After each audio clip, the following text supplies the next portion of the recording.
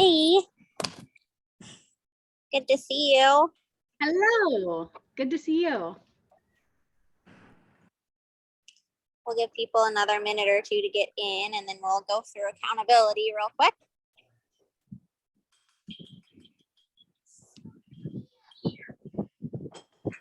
What's up, babe?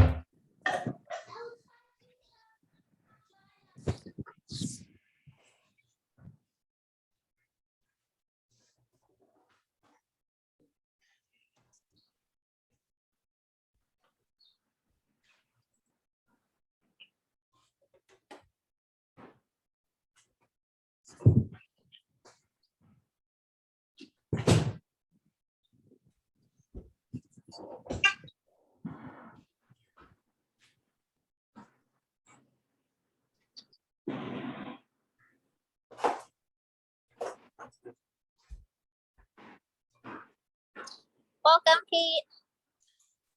Hi, sweetie.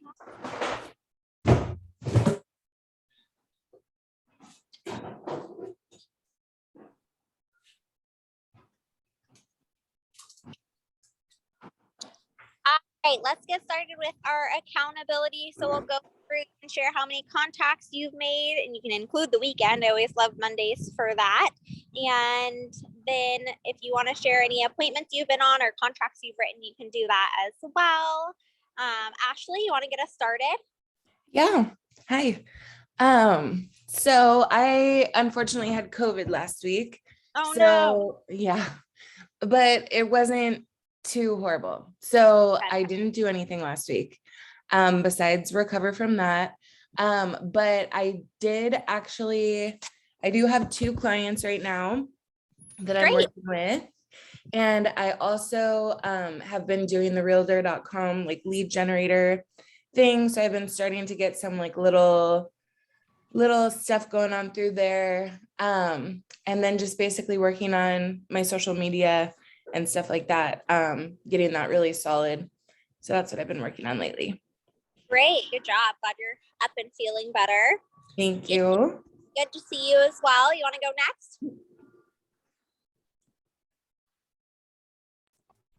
Did you say Amy? Yeah. Okay, sorry, I didn't hear that part. Okay. It was a good weekend. I made 3 new contacts, and I went to a few open houses, and I'm looking for some open houses to host, although it's a little.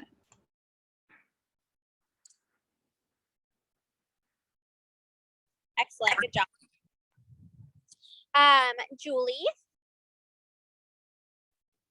Hello.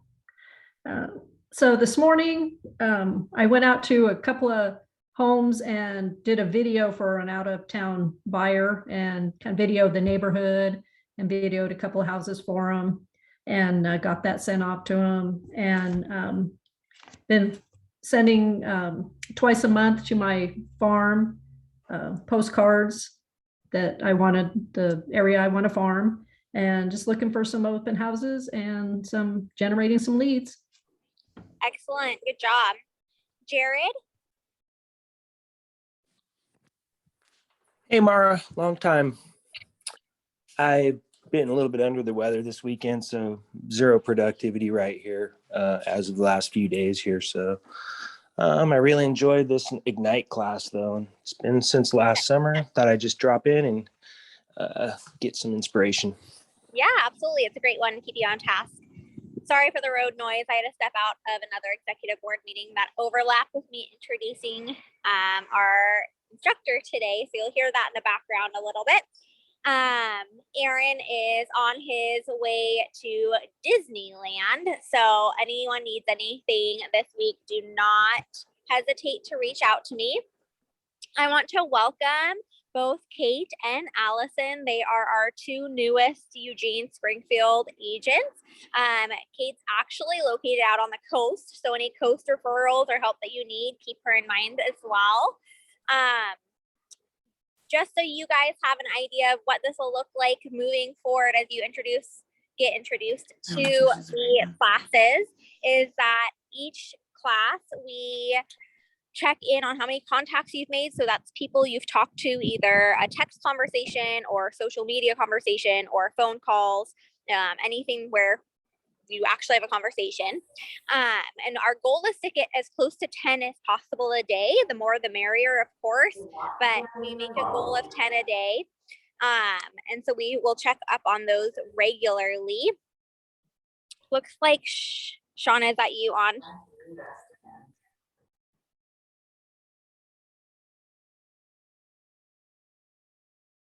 Oh, are you there, Shauna?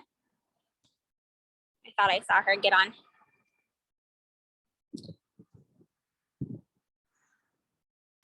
Maybe not. Okay, so Shauna, who's teaching Find Your Business today, she has a master's degree in business with a concentration in human resources and entrepreneurship. She has been licensed since September 2016 and with KW since September 2017. She has served in various volunteer roles during her time here at KW, including technology ambassador. She was on the 2020 and 2021 ALC, consistently one of the top 10 solo agents at Keller Williams Capital City, and she has a passion for mentoring the next generation of high quality and high producing agents. She runs a team out of Capital City as well, so she's been focusing on growing her team, and we're super lucky to have her. I know she's stuck in a little bit of traffic, so I think she'll be here in just a couple minutes. Welcome, Michael and Melissa. Any questions before we get started, or before she comes and we get started?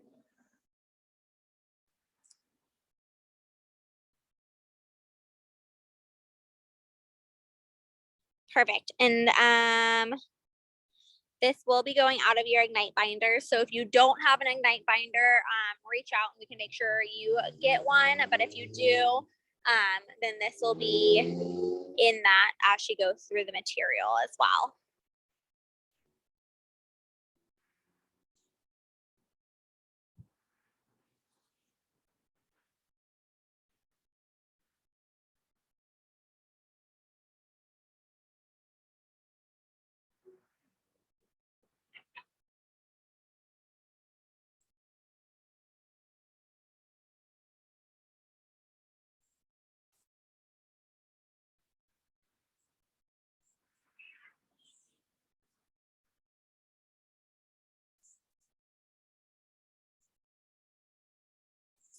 Let me turn on the little ding dong sound too, in case anyone comes in. What's not letting me do that?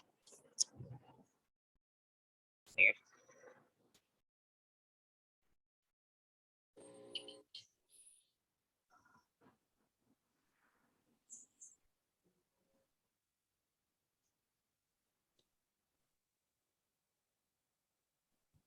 It looked like it was gorgeous at the coast this weekend, Melissa. I was jealous. It was beautiful. I know you didn't say my name, but it was gorgeous. Yes, it was absolutely gorgeous. It was like 61 up in Tillamook. I can't believe we were even at the Oregon coast in January, but it was stunning.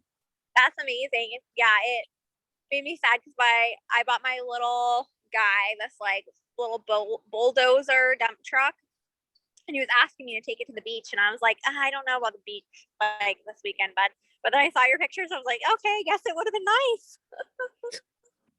Definitely were shocked by it. That's awesome. Always a good surprise.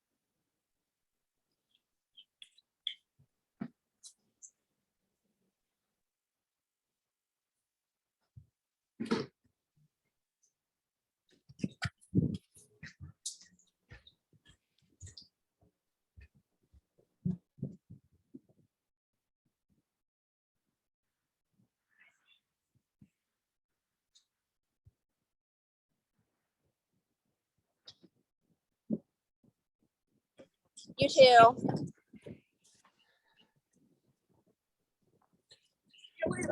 Yeah. Ooh. It's chilly out here.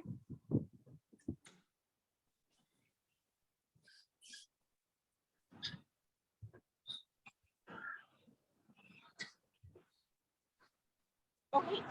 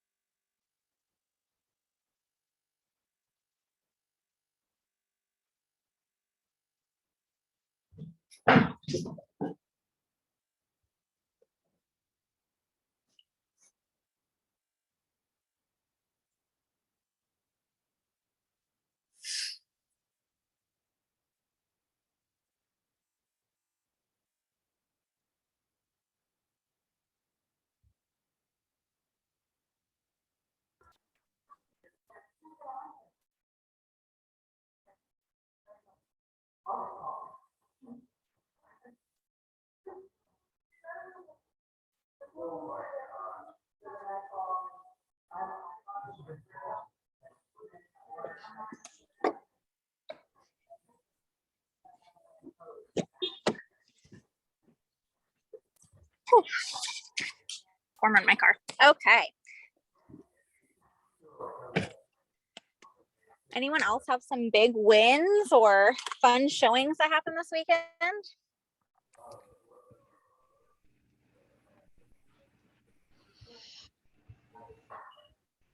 Oh, there's Shauna. Hey, Shauna. Hi. Thank you for getting started for me. Appreciate it. No problem.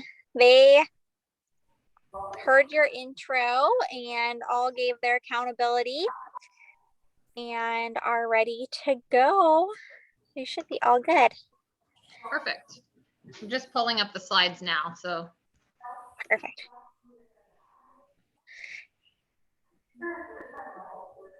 Oops.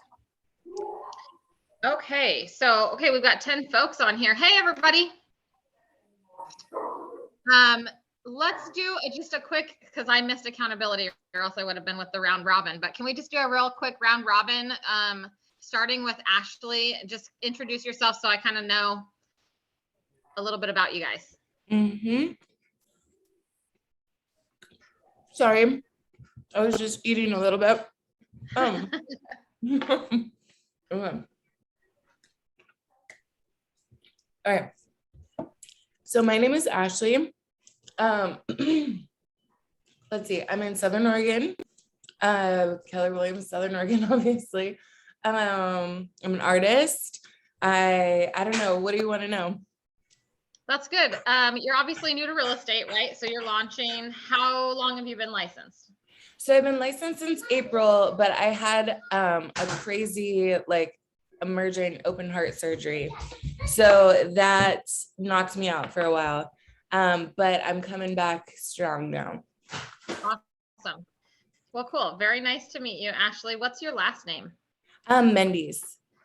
Mendes. Okay. Nice to meet you. Nice to meet you. Let's do Julie next. I kind of feel like we've met, Julie. We have, and I'm in this class because I missed this class the last time, so I had to pick it up this time. My name is Julie Mayers. I am in Central Oregon. I live in Prineville.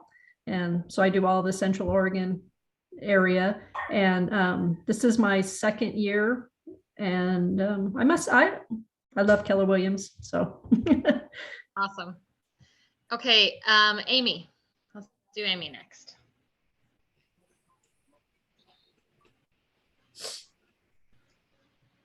Amy Rivera. Hello. I've had my license. Yeah, Amy Rivera. I've had my license for about 3 months now, and I have one client that I'm currently working with, and yeah, so just kind of getting it going and checking out open houses and figuring out social media and doing all the things. Awesome. That's exciting. You got a client in 90 days, getting busy. Very cool. Nice to meet you. Melissa. Hi, I'm Melissa Thompson. I'm in Eugene. I actually just joined my husband as his executive assistant. I'm not licensed yet, but I'm going to be working on getting that in June. So Excellent. So, and who's your husband? Corin Thompson. Corin Thompson. Okay. Yes. Very good. Well, it's nice to meet you. It's a husband-wife team kind of thing. So.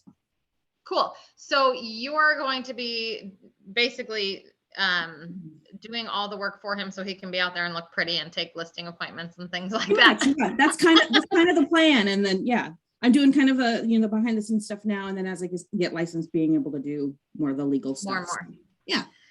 Excellent. Okay, Melissa. Well, super nice to meet you. Let's see, who is next on I'm going by camera order. So this will be interesting because I think the camera order might change here and there. It looks like I have Alyssa, Jared, Kate, and Ashley next. So let's go with Alyssa or Allison, sorry. Hi. Can you hear me? Yes, I can. And did I butcher your name completely? Good Lord. Yeah, Alison. Yeah, I'm from Brazil, and it's a guy's name over there. Okay, so say it for me one time slow. I promise I'm not going to screw it up again. Alison Diarajo. Okay. Well, I might screw it up again, but You're good. I'm going to practice. Yeah, so basically, I'm from Brazil. I'm living in America for 6 to 7 years. I just moved to Eugene from New York, and Wow. yeah, and I'm licensed for a week. Woo! Yeah, it's Exciting. great. Yeah. All right. Well, welcome to class. That's very exciting. You're going to get right into it. Okay. Let's see, Jared.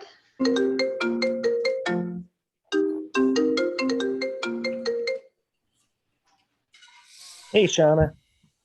Hi. That was a great intro for me, I guess. So you remember me from last year. I've been licensed since last April, and I ended up helping a buyer buy a home last year, and I bought myself a home last year, and I'm working for someone else who's trying to buy a home right now. And Nice. Ignite just is something that I just love to go back to. It's extremely inspiring. People like you are in here teaching, and it's a huge leg up. Well, that's awesome. I probably took Ignite 4 or 5 times, so I'm right there with you.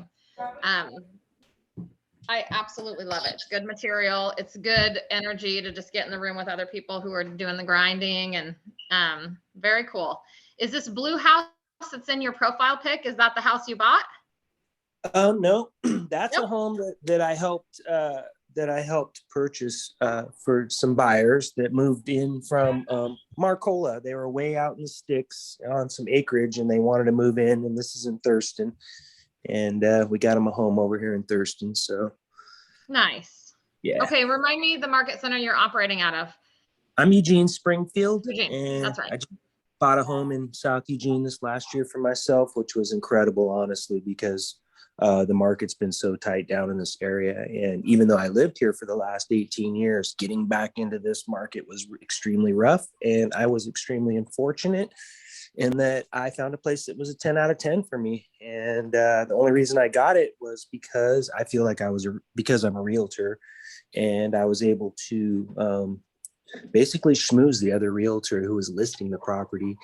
And a cash offer was made, and it was supposed to close in a week, and that fell through because the person who made a cash offer went the very next day to an open house and had the agent there at that open house write them a cash offer on that home, and completely dogged their agent that had been working with them for the last 6 months.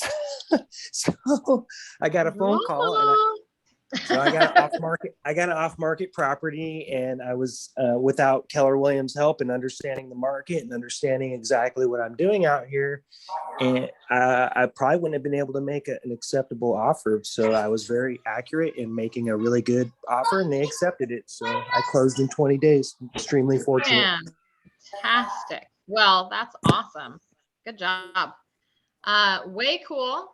Okay, we have basically Kate and Ashley left. Kate, is it Gerard? It is Gerard. Gerard. Okay. Yep, soft G. I've technically been licensed since last Wednesday. I passed my test in December, and then it took me a while to figure out which agency I wanted to go with. I am out of the Eugene Springfield office technically, but I live in a town called Lakeside, just north of Coos Bay. So I'm kind of working South Coast. And Darcy Clark in Florence is who sponsored me. And so I've kind of been in contact with her. And even though I'm technically in the Eugene office, she's giving me allowance to use the Florence office if I need to meet clients there. Oh, fantastic. That's great. So you're kind of out, I won't call it the sticks, but somewhere between the sticks and the waves. Yeah, it's somewhere out there. Well, that's cool. I once sold a house in Coos Bay, well, just inland a tiny bit from Coos Bay. I had a shopper shopping up the canyon by me for like all of these months, looking along the river, the San Am, and then all of a sudden he saw this one on the river down there. And I'm like, yes, I can technically sell anywhere in Oregon. So yeah, sure. We'll drive to Coos Bay. Let's do that. Yeah, it's a little different out here. I will admit. Yes. But I had a great listing agent on the other side. He was pretty good to work with. And so it went well, but I have a past client there. So maybe I'll make an introduction for you and you can start nurturing that, because I don't think I would do another transaction down that way. Okay. Thank you. Yeah. Okay, Ashley, last but not least. Are you with us, Ashley? Oh, sorry. Did you already introduce yourself or? Yes. Oh, Sorry. okay. That's okay. I think my camera view just kind of switched orders. So we could go ahead and dive in. Let me make sure that we can see the slides and that we're ready to go there. Slideshow. Oh, hold on. I think I need to share screen first. So this will be the first time I'm teaching on a new laptop. So bear with me as I figure out the tools for Zoom are always just a little bit different depending on what device you're using. So can you guys see my screen right now? It probably just looks like the Zoom classroom in front of you. It should say Ashley in big old letters. It says Ashley. Yes. Okay. Now, what about now? Says Ignite. Perfect. Now here is the challenge. Actually, I'm going to get out of full screen mode. I'm going to try to bring up the tools for like the chat to override my screen share. And that way, because it's switching me out of Zoom, like into the slides, and I'm just going to start talking away and I won't be able to see if anyone needs me. So,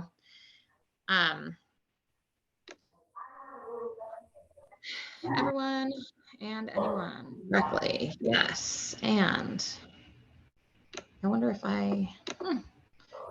let's see here.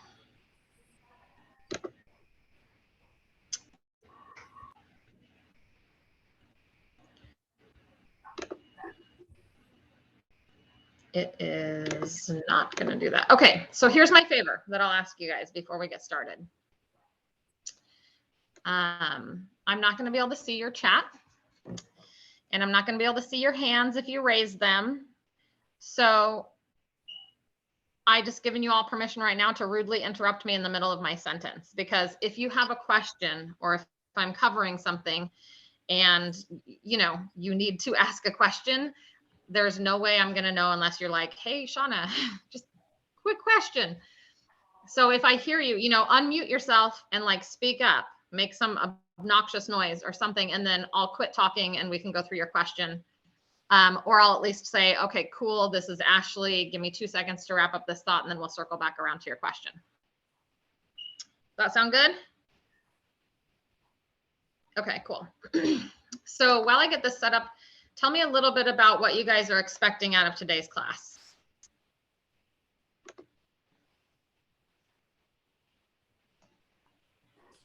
How to find customers, leads. Okay. Well, you're in luck because, yep, that's what this is about, leads. People that we can service in the industry. Perfect. Well, it is actually all about that. We're going to cover a few different things. Essentially, the broad strokes of this class is we're going to talk about lead generation. We are going to talk about some of the core concepts around prospecting. We will get into a conversation around your sphere of influence. If you have one, if you don't have one, how to build one, how to nurture it if you already have it, things like that. And then we'll talk a little bit about time management. We, in the opportunity section, will go over some sources of prospecting and just any of the, general ahas around lead generation. So Mara's gone through your daily 10-4 with you. And since I gabbed with you for 20 minutes about who you were, we're going to skip the lead generation calls. I'm sorry. I know that's like off culture, but if we get done early, we can do some lead generating together. How's that sound? Are we all in agreement there? Yes. Okay. Sounds good. Cool. All right.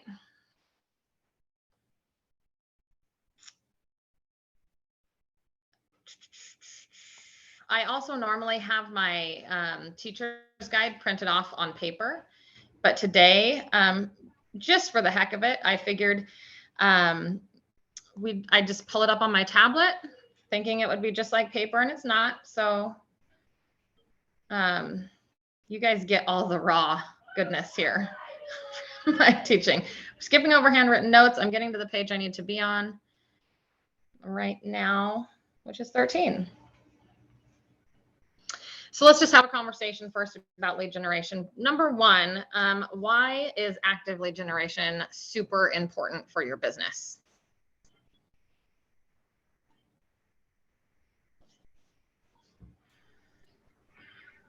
Business isn't just going to come to you. You gotta go out there and get it. Otherwise, you don't have a business. Right. Yeah, that's a really good point. What do you think they mean by active lead generation?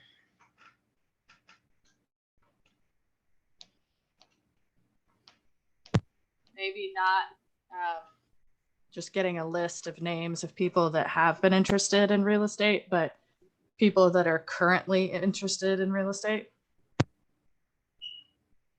So having like more than one source potentially?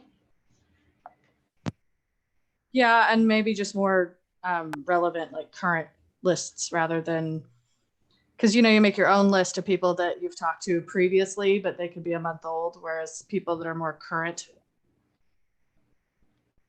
Okay, that makes sense. So making sure that, okay, what I'm getting is like, it's a kind of a snapshot in time, right? So you have a list, you call them all, maybe they, are 12 months out, maybe they're not interested at all, but they're part of your sphere. So you're kind of gonna like nurture that, but then you're like, okay, well, I'm doing that, but that's not gonna fill up my lead generation time. So what am I going to do currently to continue like adding to that? Right?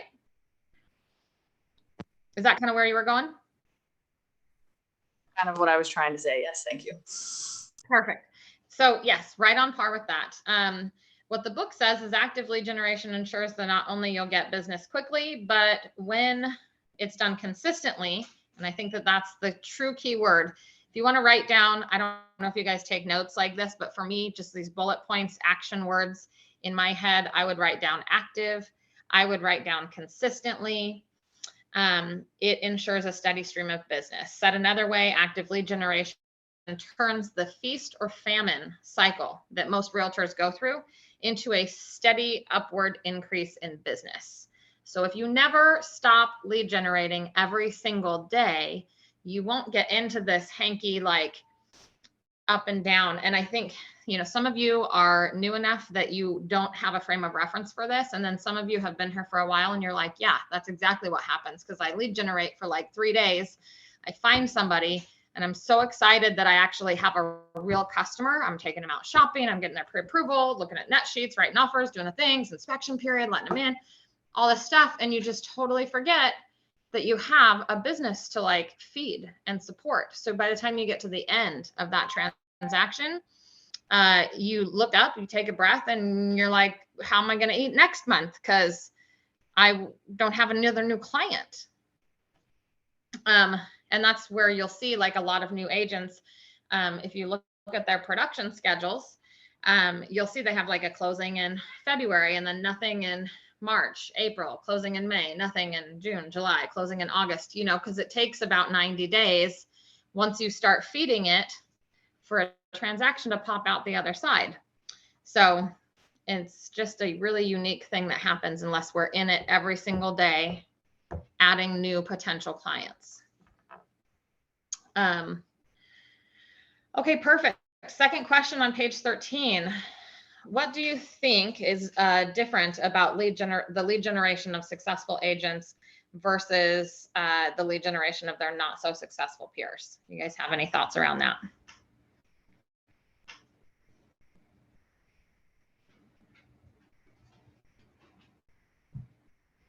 We kind of already talked about it, so that's the hint. We're like kind of re-reviewing what we were just kind of talking about.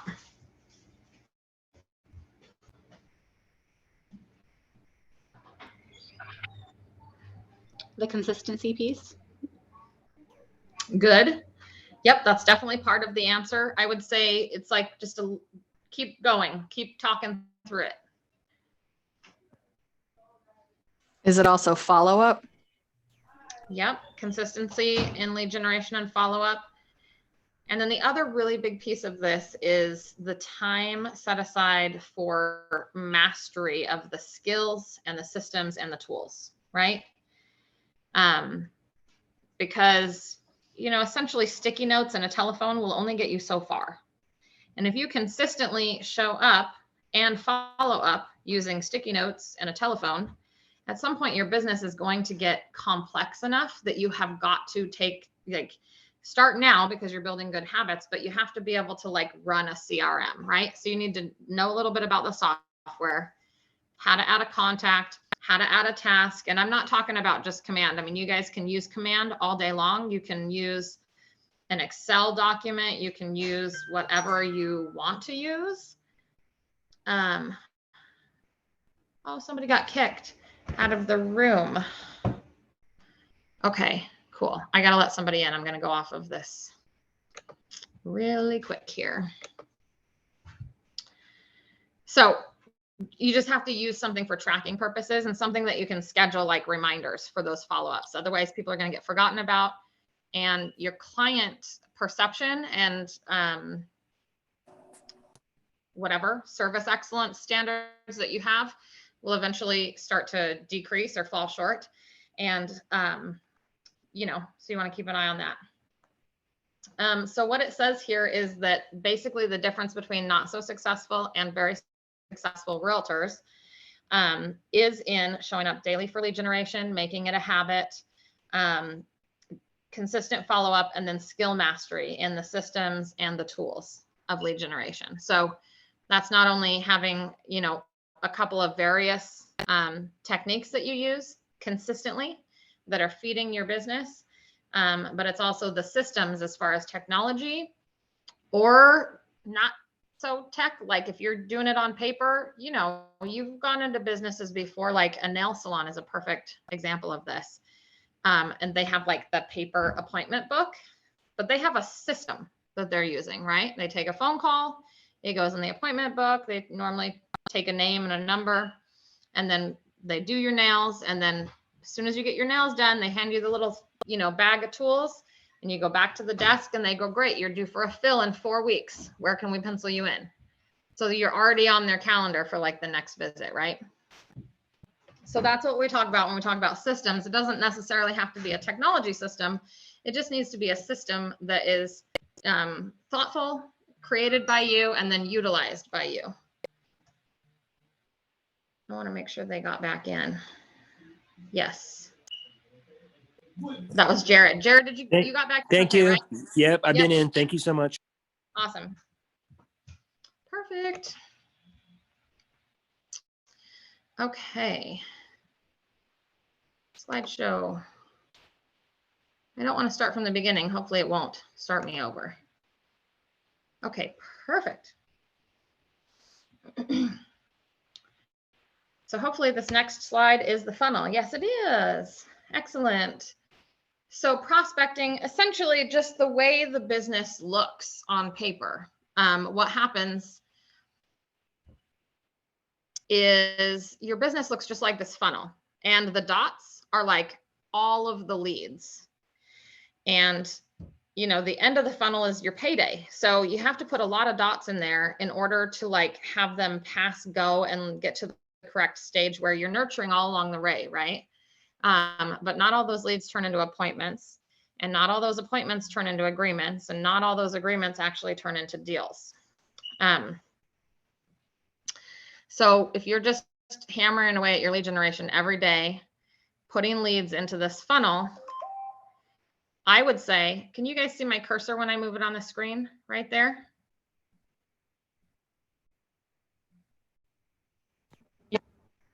Yeah. So this zone right here in the top 2/3 of your funnel, essentially, you can imagine like this little stick figure running back and forth between the top and right here in this band. Boom, boom, like this. That's where you should be every day. Between 9 and 11 a.m. or whenever you decide you're going to do lead generation, but do set aside 2 to 3 hours every single day for it. And if you run out of people to call, in other words, if you don't have enough people that it keeps you busy for 2 to 3 hours, then your whole job is finding enough people. You just like, you're looking and looking and looking for people. I don't care where you have to go, but you're going to run into people and talk to them about real estate for 2 to 3 hours a day. Because you're putting the leads in, and then the follow-up is where the magic happens, and you close for an appointment during that follow-up period. Does that make sense? Yes. Sweet. All right. So these are the core concepts of prospecting. Essentially, you know, capture, connect, close, cultivate. Great. 4 C's. There's a lot of stuff we could talk about in here. And before we do, I just want to, you know, do a mini version of Mythbusters with you. Because it's really getting in the game in your headspace that makes all the difference for what results you get out of this system that you put your business into. So, you know, you can have all the names in the world to call, but if you think before you call them that you're going to be annoying them or interrupting their day or whatever drunk monkey you have, you know, floating around up there, the whole experience is going to feel icky for you. And then it will demotivate you to continue doing it consistently, right? I have a really perfect example of this. A couple weeks ago, before I went on vacation, I decided to give one of my new agents on my team my old kind of cold database. Not anyone in my sphere of influence, but I probably had about 3,500 names in there that I had literally like they were sitting there, maybe getting an email every once in a while, but literally not producing any business. And she's brand new, does not have a local sphere of influence. So I said, okay, there's 3,500 names in here. We're going to put them on a series of text message campaigns, drop a voicemail to them, like warm them up. Essentially, we're going to see who we can piss off. I made a joke about it. She was mortified, but I was like, we're just going to see who can engage with us right now out of these 3,500 people. And we're going to just dump some communication on there at a pretty high frequency and see who we can get to engage. So we did that. We set everybody up with text message drips, 3 or 4 text messages over 48 hours, 1 voicemail, and a couple of emails, all in like a 48-hour period. So they were getting like pretty high touch. And we did piss a lot of people off. In fact, we got, out of the 3,500 people we reached out to, we got like 680 responses. Anybody have a guess on how many positive responses we got out of the 680 that engaged? Well, if you had 1 out of 5 people get back to you, and of those 600, you may have only had a third of them reply at best. In a positive way? Correct. Yeah, I think at best. I feel like we had about 10% positive responses. It didn't turn everyone into a lead, but let's say we had 600 and some odd responses, maybe about 10%. So like 60 to 70 responses who were polite. Everyone else wished us, well in another way. And some of them asked to be removed, the whole process, yada, yada. But of like the 60 or 70 responses that we got that were positive and respectful, how many leads do you think that new agent got that day for real business? 2 maybe at best. 11. 3. Oh, okay. That was pretty good then. Pretty good. Like 11 really solid leads for her business in the first year. And yet, depending on the mindset that you go in with, you're going to have a different view of what happened that day for lead generation, right? Oh my gosh, I got almost 700 responses and I only got 11 that wanted to do business with me and I pissed most of them off. Could be one way to look at it, right? Okay. The other way to look at it could be, I just saved myself essentially 60 days of daily lead generation, like manually calling and texting these people, 3,500. That's a pretty high volume. I got them to engage right away. And, by spending 4 hours in my database, I was able to pick up 11 pieces of business. So was that 11 appointments set? 11 actually like qualified buyers or sellers who said, I want to do business with you this year. And was that followed up with an appointment? Yeah. Yes. They're all in various stages of appointments and they were all followed up with phone consultations. And then if they passed, our level of, okay, are you ready or how ready or what resources do we need to plug in to get you ready? So they're all in various stages of follow-up. But for her, it meant 11 pieces of business at Which some is time in the great. next 12 months. Yeah. So yeah, let's do the math. Like even with the splits, and let's say it doesn't cap you, which is not a thing because she'll so cap. But let's just pretend that 30% was taken out. So her average commission is probably going to be around $7,000, like $7,000 on 11 units. That's $77,000. What was your split? Oh, well, we won't talk about that on training. But for her, $77,000. Yeah. Like, great. So is that worth 4 hours of your time every day or 3 hours of your time every day? Absolutely. Yep, absolutely. Very cool. Okay, so are we annoying people when we prospect to them? Absolutely. No, wrong. What's on number 2? Oh, you're so funny. Oh, I want to be able to see your guys' faces. This is torture. Okay, one more time. Are we annoying people when we prospect to them? That's good. Julie's got it right. No, we're not. What are we doing? We're making them Yeah. happy. We absolutely, like, depending on when that call hits, but we are adding value to their life by offering our services. And simply, if they don't want our services, normally they ignore us. Sometimes they wish us a happy new year in a not so thrilling way. But we've engaged them and we're able to have a conversation and move them into a different phase in our pipeline, right? Like, I'm just as happy deleting people out of my database as I am adding them in, because I only want to be talking to people who want to be talking and engaging with me, and then nurturing those relationships. So that's what I have to say about that. The myth about lead generation, it really isn't pissing anyone off. And the people who it is pissing off, like, you don't want them in your world anyway. So deleted.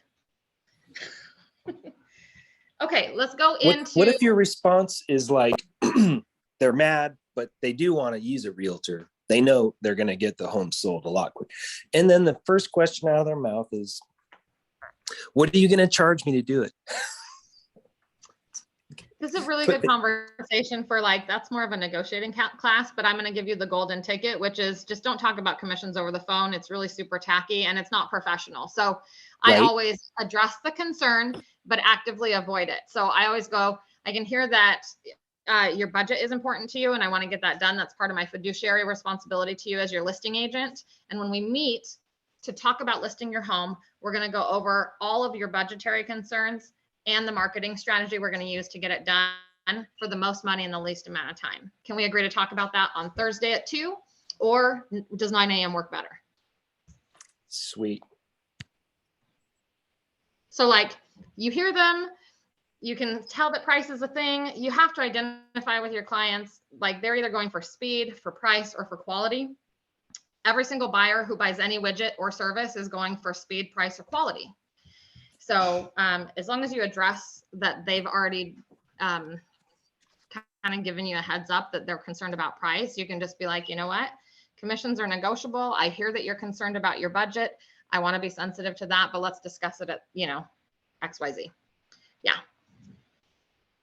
And then sometimes, this is kind of the funny thing, when you take that approach, sometimes they additionally don't want to be concerned with their budget anymore because it's a little bit embarrassing for them and they'd much rather just pay full price to save face, which is an interesting kind of dynamic. But when you address that they're concerned about their budget and you want to be sensitive to it, it's a very professional standpoint.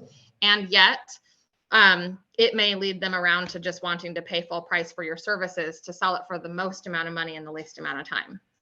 Does that make sense? Absolutely. Okay. My tablet just locked. I get back to my book. Okay. Okay, so are you guys following me in your student manuals? Yes. I am. Excellent. So we are on page 16. And if someone could just take it from the top, can you just read page 16, like all the way top to bottom? It's a pretty airy page.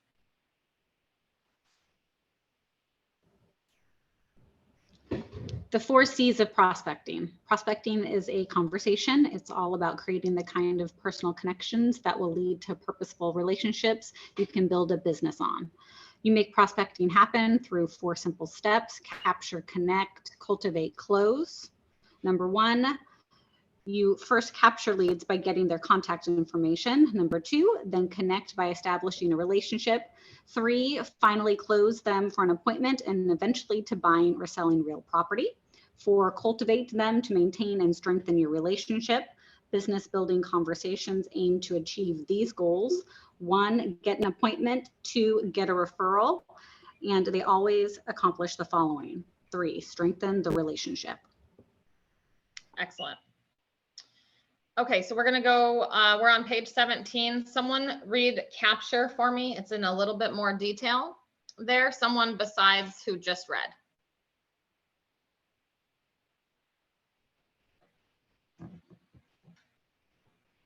Melissa, can you read?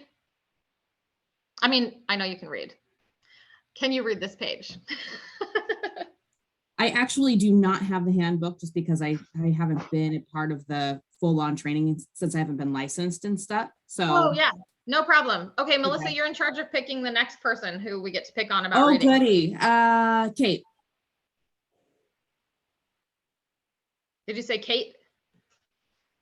Yes. Kate, I you're up. have to get my handbook up still because it's not open. Okay, no problem. Kate, pick on the next person. Jordan. Jordan. I don't have the packet either. We're on a roll right now. Sorry, We're all busted. well, yeah. I'll go. Who's got it? Raise your hand. I do. See, the Okay. goal of building a database is to capture as many haven't mets as possible and turn them into mets quickly, and then turn mets into repeat and referral business. One of the best ways to do this is to leverage your mets through prospecting. In Ignite sessions 1 and 2, you've been capturing contact information from your mets, but odds are you still don't have all the information you need from everyone. Remember, every time you speak with someone in your database, make sure you have all their information in your conversation. Just add on, by the way, what's your, then enter it into your database immediately. Awesome. Perfect. That is a really good plan for that. And also, like, every time you ask for an additional piece of information from them, you know, you're moving the relationship into a whatever, deeper level of trust, more rapport, just the touch. It's nurturing the relationship. One of the things I wish that these new slides had that they do not, so we're going to draw, like, if I think I have a drawing board here, so I'm going to pull it up.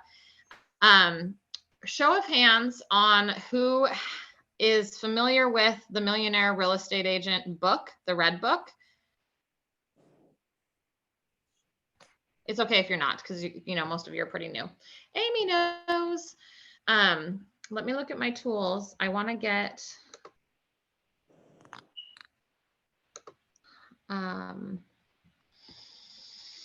not breakout rooms.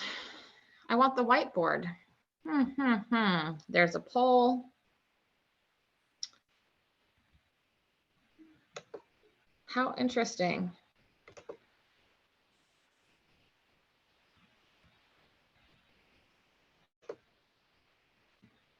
Advanced sharing options.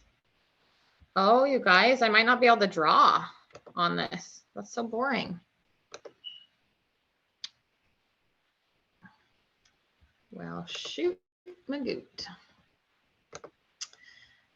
Oh, hi, that's my database. If I'm still screen sharing. Okay, I can't figure out how to draw either. I'm gonna have to like do a little test drive before the next time I teach a class on this computer. I'll do it with my hands. Do you guys all see me? In the red book, let's see, there we go. In the red book, there's like a diagram that shows the funnel that we were on earlier, this funnel right here. Essentially, it kind of flips it on its side so that you could see it like this, and there's rings. Well, conceptually, it's the same funnel, right? Except the thing that helps me in the imagery of this one diagram, which is just super helpful when you talk about when you start thinking about the different sources and the places you can find people and put them in. And when we had this conversation here on page 17, when it said, you know, you want to turn as many haven't mets as possible into mets. Can anyone just give me a really good guess on why we want to turn our haven't mets into mets? And it's a mathy answer, so I'll give you a hint.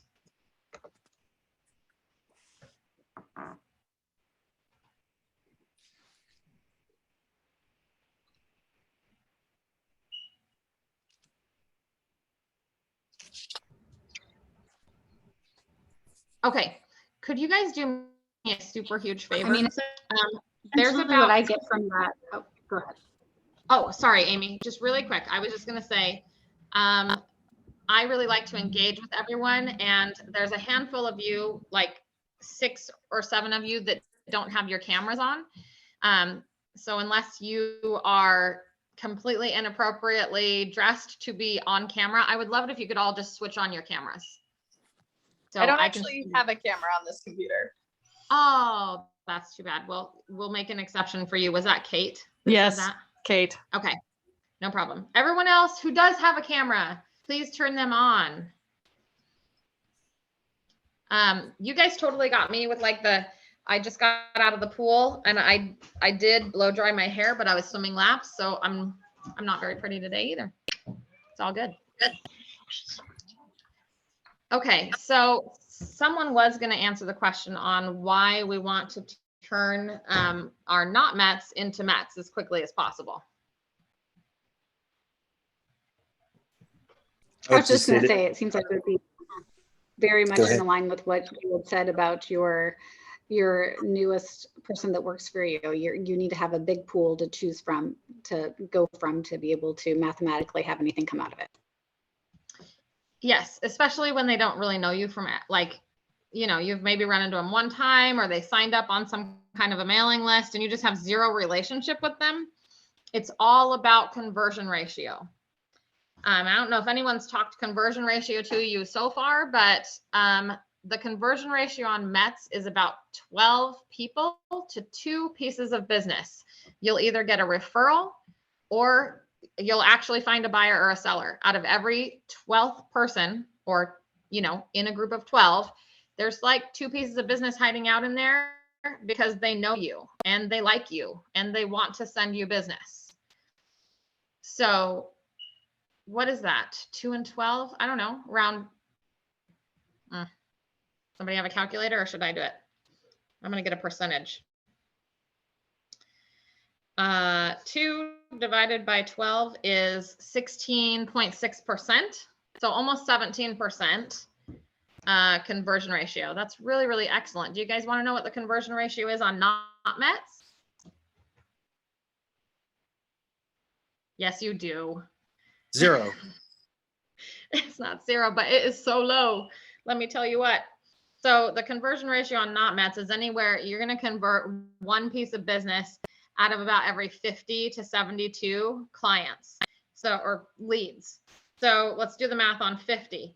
That's 2%. So if you can get into conversations with them and build enough rapport where you get into a relationship with them, you're going to automatically, what, 2, 4, 6, 8, 10, 12, 14, 16. You're going to multiply your chances of success with that person by like 800%. And that's on a 50 to 1 ratio. So 72 to 1, it's like 0.13%. So then you're going to increase it by like 1400%. Does that make sense? So all that work that you're doing to move them from not met to met, all of the follow-up and the rapport building and like showing up with an item of value, showing up as a professional, really just staying in touch. That's where the real moneymaker is, because you're changing. Just imagine yourself converting your success rate from 1% to 17% every time you make that phone call, or every time you make that pop by, every time you send that thank you card. You're increasing your chances of success by over 800%. I mean, I don't think there's a lot of things that you can do in life where you can literally measure consistently over time and say, if I do this one thing, my chances of success are 800 times higher. Wouldn't you agree? Okay. Yeah, and if you guys want a fun little homework project, like you don't already have enough homework, everybody pick up a copy of the MREA Millionaire Real Estate Agent book and like look for that diagram, because it will show you the different sections. But essentially in your very far outer circle, there we go. It's really difficult to make a circle while you're looking at the camera. It's like, you know, when you're 2 years old and your kid, or when your kid is 2 years old and they make faces in the mirror. It's kind of like that. Your outer circle is going to be everyone that you don't have a very close relationship with, but there should be a lot of people in that outer circle.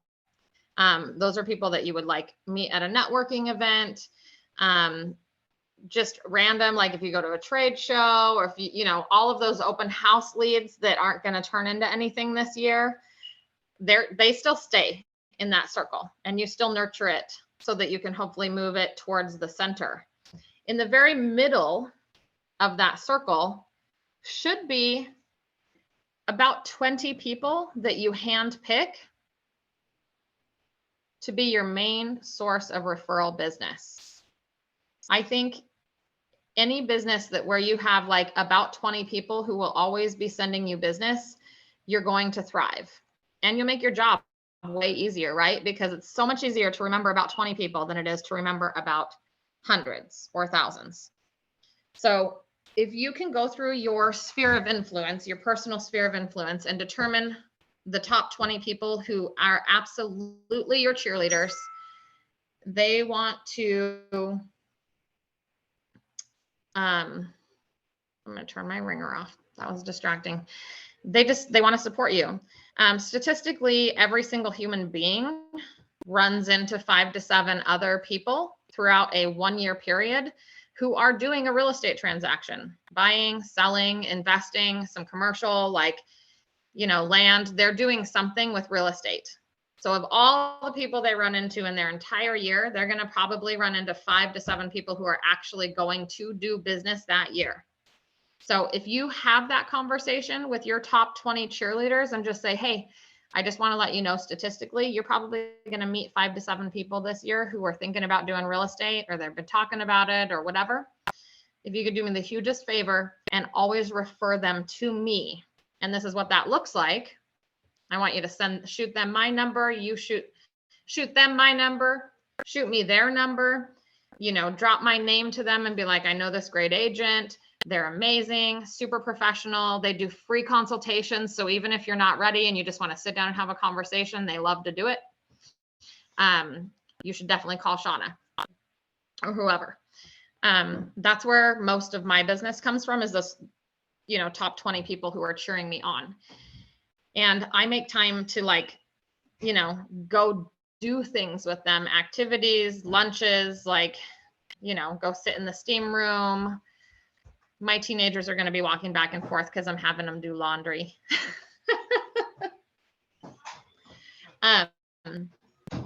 So that's in the very center of your circle. And then everyone else, you know, takes up a space in that circle. And as you move towards the outside, the relationship looks a little bit different. So just outside of that top 20 circle is going to be where your sphere of influence lives. And you're touching them. This is another thing right out of the MREA. You're going to be contacting them at least 36 times throughout the year. But I'm like a much bigger fan of doing 50, 70, you know, lots of touches, because you're going to utilize a lot of different avenues to stay in contact with your sphere of influence. You're going to utilize Facebook and Instagram, text messaging, phone calls, emails, birthday parties, church, like all of the things. Okay, does that all make sense so far? Does anyone have a guess on what the next highest conversion level for a lead generation source would be between your like sphere of influence or MET database and any other source of lead generation?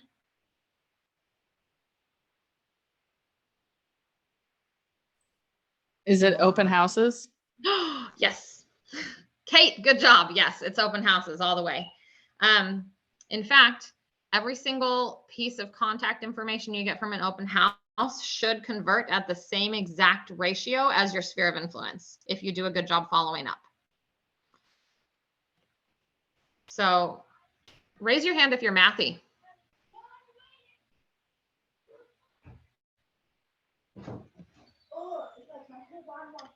Oh, someone has to be mathy in here. Statistically, at least one of you besides me is mathy.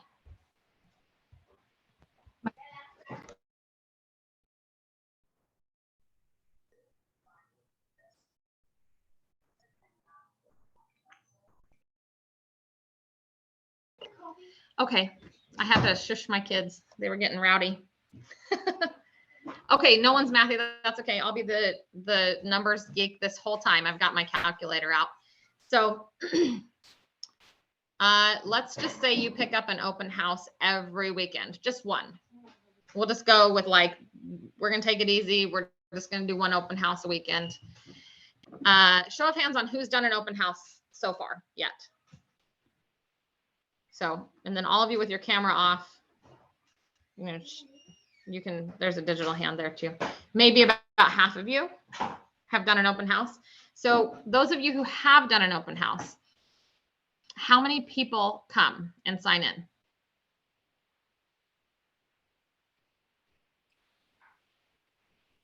I'd say like 10 or more groups of people, Great. roughly.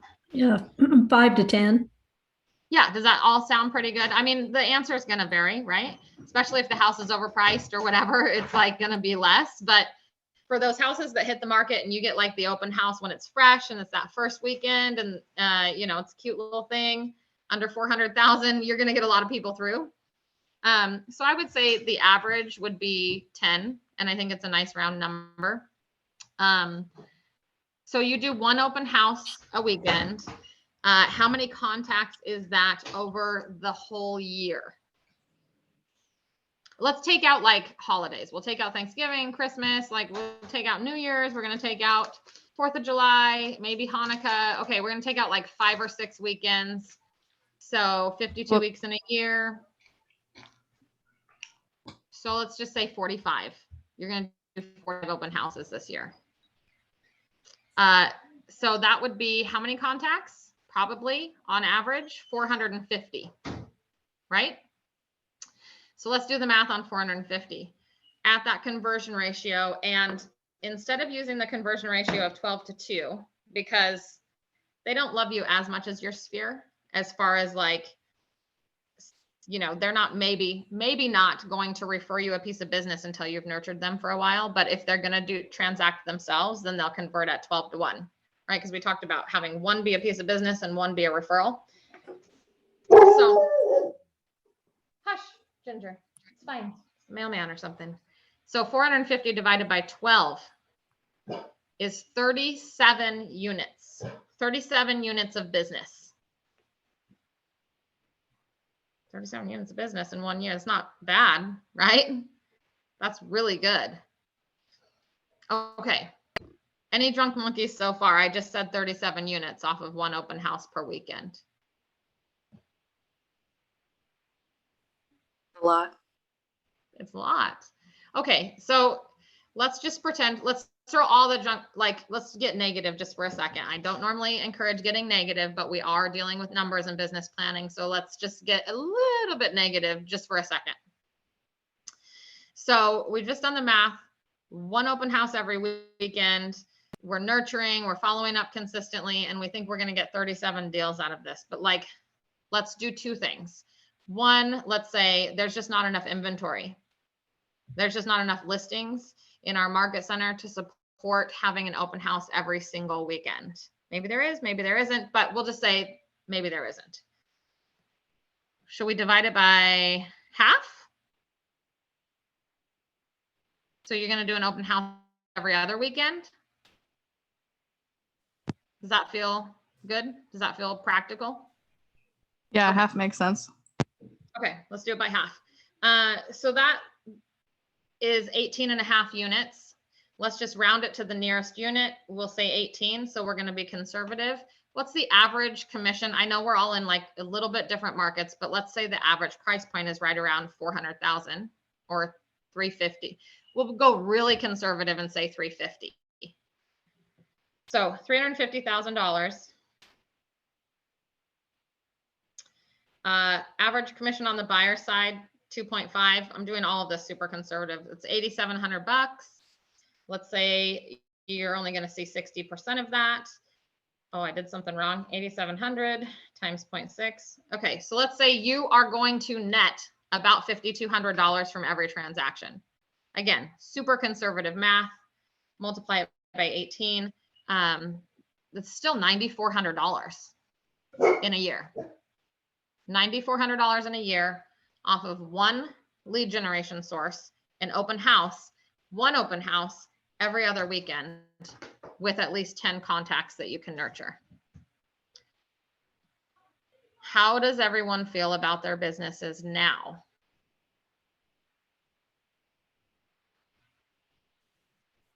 I have a question. Know how to do more open houses. Oh, yes, absolutely. So it's 2:10. Let me look at my schedule. I think we're scheduled to be out of class at wrong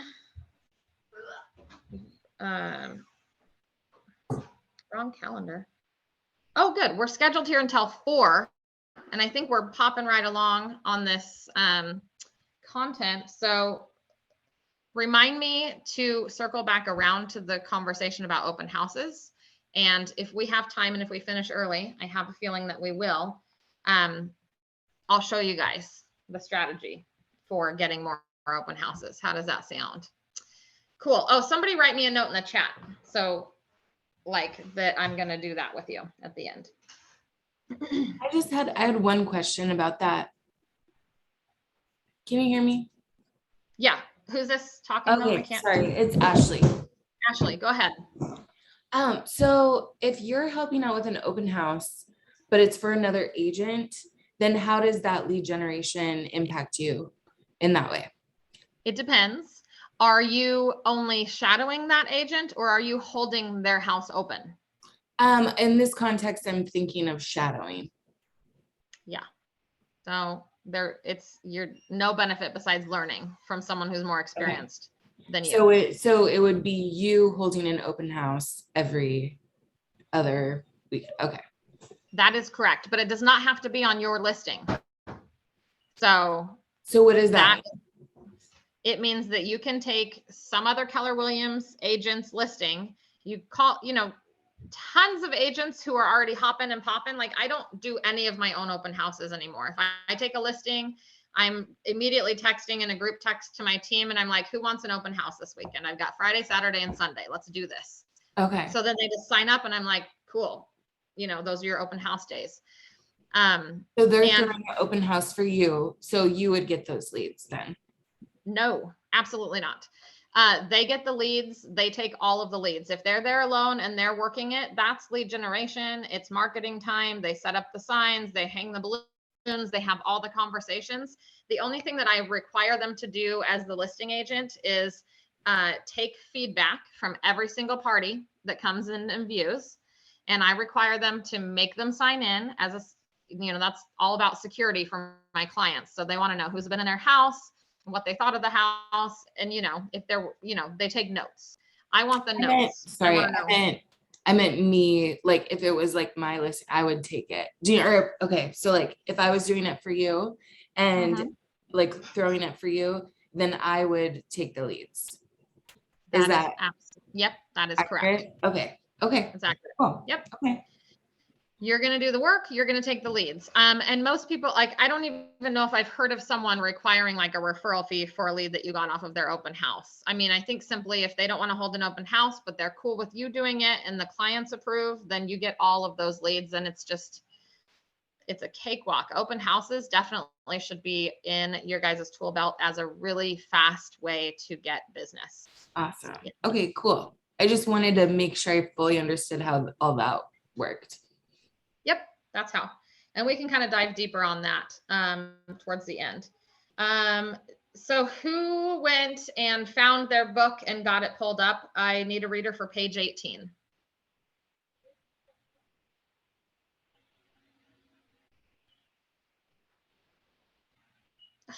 You guys, killing me, Smalls. I have it if you want. Okay, cool. Yep. Page 18, it says connect, I believe. Okay, so just starting at the top. Yep. Okay, successful real estate agents understand how important it is to connect with people and refine this skill by doing it often and consistently. Your goal in the connect step is to approach an individual in a way that builds rapport and trust. One of the best ways is with questions. Look for opportunities to be of service to them. When you use your scripts and uncover a real estate need, dig deeper for more information that will help you close. Do you want me to keep going? Yep, go ahead and go through the chart that you see there. Get Okay. details to add to your database, and then what the connecting question is, and all of that. Okay, so connecting questions. Get details to add to your database. The question is, if you would please tell me a little bit about your family, job, life, etc. Then it says who. Not really sure what that totally means, but okay. Access their wants, needs, and plans. And the question is, what are you looking for? What do you want to do? And it says what? And pinpoint their location. What would you like to buy? Where's your home located? Where? Determine their motivation. Why are you moving? Why? Get a feel for their timeline. When would you like to do this? When? Assess their expectations. How do you plan to do this? How? Using questions that start with the words who, what, where, why, when, and how will get you to the full story on anything. Yeah, absolutely. So this is just like, they put it in a chart just so you can kind of jog your memory, but as you're doing your lead generation activities, when you get into a conversation, like asking the most questions that you can in kind of a natural cadence of that who, what, where, when, how is really good. And then just being able to make a mental note or notes on paper. Then in the gray area is like the true why behind like why you're asking the questions. The way you're asking them, it's, you're trying to pinpoint location a little better, get down to their motivation. Always motivation is emotional. So it's never logical. Even with the most logical humans, they have emotions behind it. So that's really important when you're having these conversations. Take notes, but make sure that you are pinpointing a motivation in an emotional way.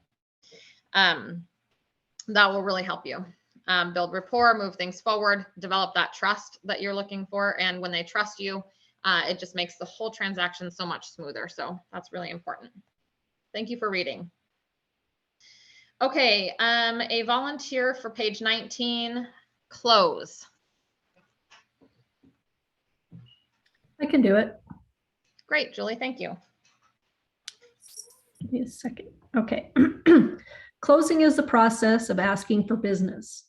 Connecting is crucial, but unless you get their business, you won't be making any money. Many agents are very successful at connecting with people. It's the asking for business that is so challenging. Your goal for the call is to close for at least one of the following. 1, an appointment with them. 2, a referral from them. 3, a reciprocal connection with them. Do you mind to read the rest?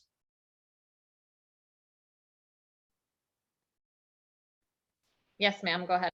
Okay. 1, the hard close. Let's meet. 2, the soft close. I've really enjoyed visiting with you. When would you like to get together to discuss this further? 3, the direct close. Can we meet today or would tomorrow be better? 4, the indirect close. Would it be okay if I got you some information to look over and then we could meet to discuss? 5, the trial close. I think you would agree that we have gone over enough today. That meeting would be our next step. 6, the assumptive close. It sounds like we should meet. I am available most times this week, so what works best for you? 7, the negative positive close. Would you be offended if I asked if we could meet to go over this? 8, the take back close. I've really enjoyed visiting with you. To be honest, I'm not sure if I can be of help or not, but I would be honored if we could meet to find out. 9, the tie down close. Wouldn't it make sense for us to meet in the next day or so? 10, the alternative choice close. What works better for you? Meaning today, sometime this afternoon, or tomorrow morning? Awesome, very good. Okay, what we're gonna do is a quick activity right here. This shouldn't take any of you long. I'm sure as you heard her reading through those closes, you already kind of identified personally with a couple of them that felt very comfortable for you. So just make a note of like 2 to 3 of your favorite ones, and then I'm going to have everybody unmute and go ahead and tell me which ones you liked. And I'll start. I would say the ones that I use most frequently, just makes sense with my personality and my communication style, is the negative positive close and the tie down close.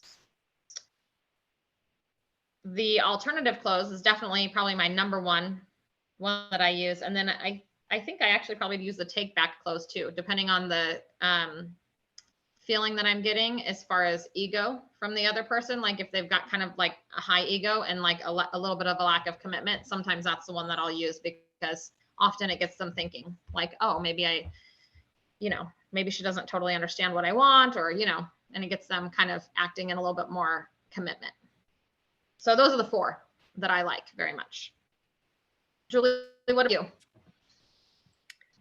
Mine are 3, 4, and 10. 3, 4, and 10. So the direct close, like, can we meet today or would tomorrow be better? Indirect, would it be okay if I got some information to look over? Okay. And then 10, it was the alternative. Yeah, that's good. That makes sense. Yeah. Amy, what about you?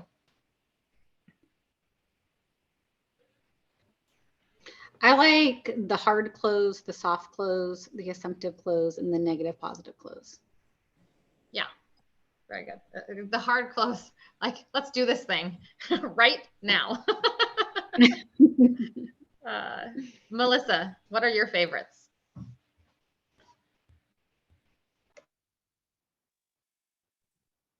I would have to say probably the alternative close would be something that would probably fit better for me. The alternative close. Okay, pick one more because it won't fit in every single conversation. Oh, what else can you see? Probably the direct close. Can we meet today or would tomorrow be better? Very good. Yeah. Yeah.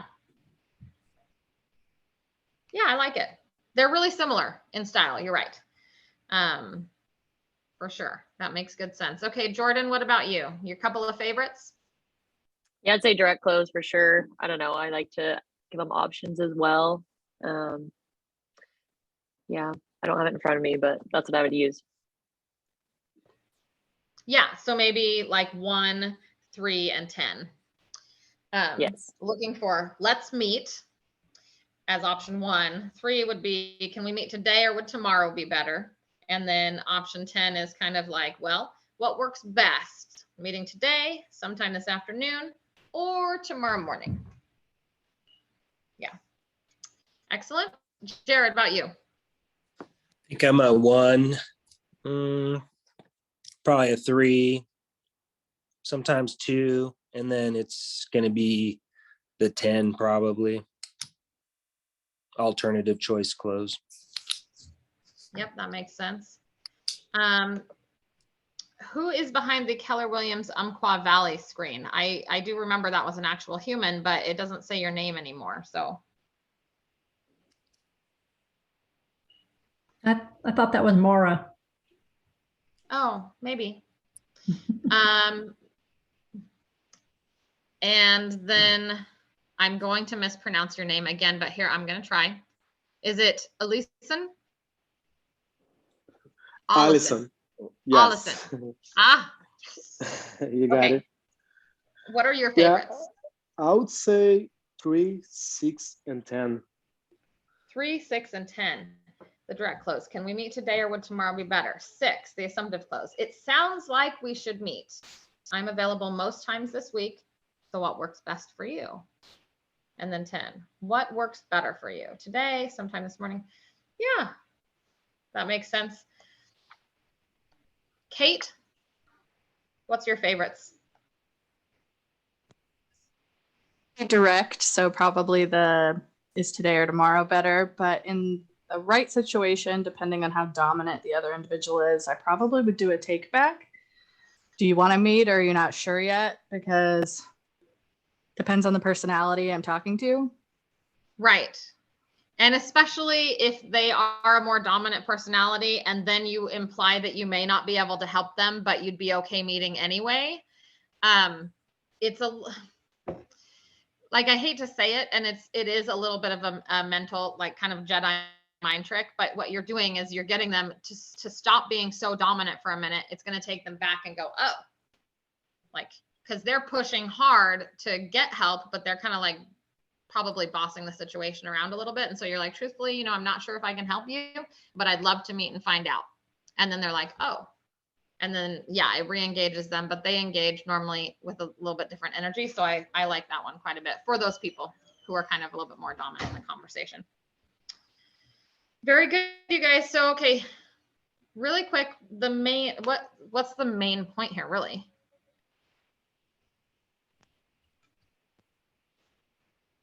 Any of these closes better than any other ones?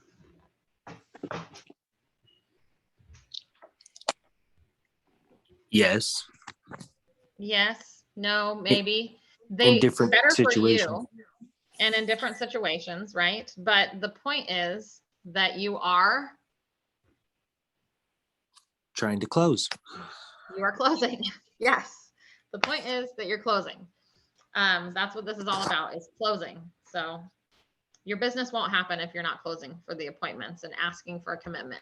Meet in person, meet over the phone, meet via a Zoom call, just meet and then get those contracts signed, get the commitment, and then, you know, start doing business. But yeah, you always have to be closing. All right, so we're on page 20. Cultivate, and I'm going to go ahead and just take it. I'll read it. Whether or not you've closed for an appointment or you've gotten a referral, once a connection has been made, it can always be strengthened. It's an ongoing process. The relationships established here will continue to build as you keep in touch and perhaps eventually do business together. And you want the relationship to keep building. People who like you will do business with you. This is kind of a repeat of what we've already gone through. If they like you, they're going to do business with you, and all of those good things. So setting your contacts up on a touch campaign. This says an e-edge. I'm going to say Command or whatever CRM you're choosing to use. Setting them up on a touch campaign and cultivating the relationship will be vital. And not all touches are created equal. I want you to know that. Just dripping on people's emails is not going to cut it if you want to do business in real estate. So let's take a look on page 20. For those of you who have the book in front of you, you can see a couple of diagrams here for what a 33 touch campaign or an 8x8 to connect would look like. Does anyone have the book in front of them? They can say like what those activities look like, or should I just go? Jordan, if you're talking to me, I can't hear you because you're muted. Maybe she's on the phone. I don't know. Okay. So essentially for like that 33 touch campaign, their example is that there's 26 emails, but there's 17 other activities that are manual, right? That's either going to be a visit, a coffee date, a phone call, a client event, something like that. So be sure to use the information you gain about them, their wants, their needs to enrich your future touches by sharing information that they will appreciate. And you can also circle back around to details they've given you. So if you have a conversation in one day where they've talked about their son or their dog or whatever, make sure that you make a note in your CRM about that, because the next time you get them on the phone, you can be like, how's Sparky? You know, and talk about the puppy and whatever, and it will build the relationship over time. All right, we are going to move right into a conversation about sphere of influence. What is your sphere of influence? I feel like by this point, we all kind of know that it's all the people who know you, trust you, and may do business with you. On page 21 in your manual, there's a whole big diagram with some examples of where you might find that business. Okay. And we've got an activity on page 22. So,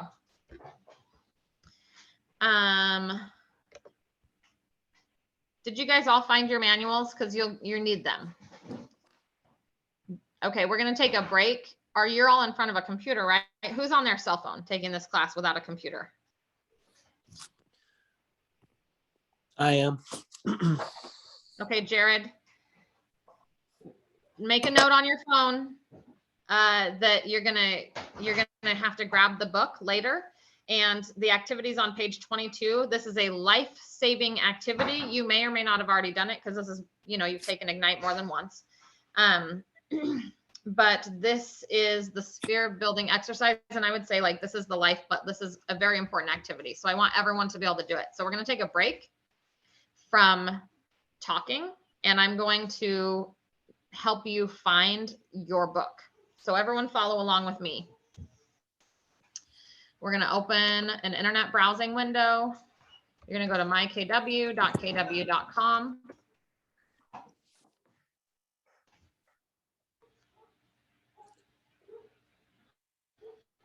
Are you going on a jog?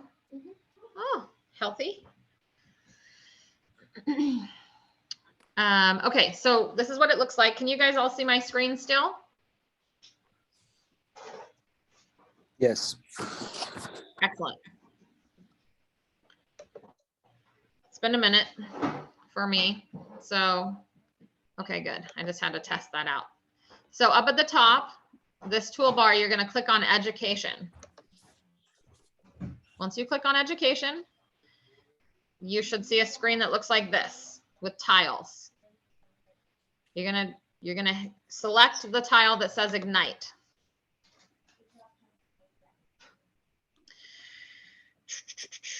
Once you select that, your screen is going to look like this. Scroll down and you'll see some red buttons at the bottom. You want to click on student resources. It will take you to a screen that looks like this. This is the only way to get to this beautiful screen is by hitting the red button. Otherwise it shows up as a really messy list and it's a lot harder to navigate and find what you're looking for. So once you see your screen and it looks like this with the graph with red and white and blue. We are on the Find Your Business Power Session 3, right? Yeah, that's what it is. Find Your Business Instructions Manual. So that's in this section right here. You are going to select this one that says Power Session 3 Manual -US. You will hit it and it's going to open a PDF. You can use the PDF just as it opens here and scroll to page 21-ish.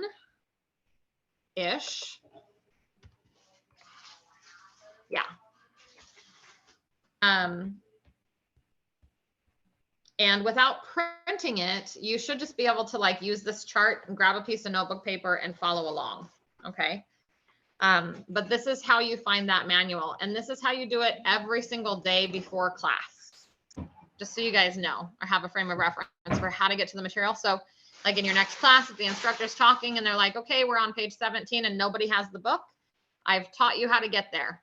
This is it, mykw.com, education, Ignite, student resources, and then you'll get to that little graph and all the links for every single power session are in there.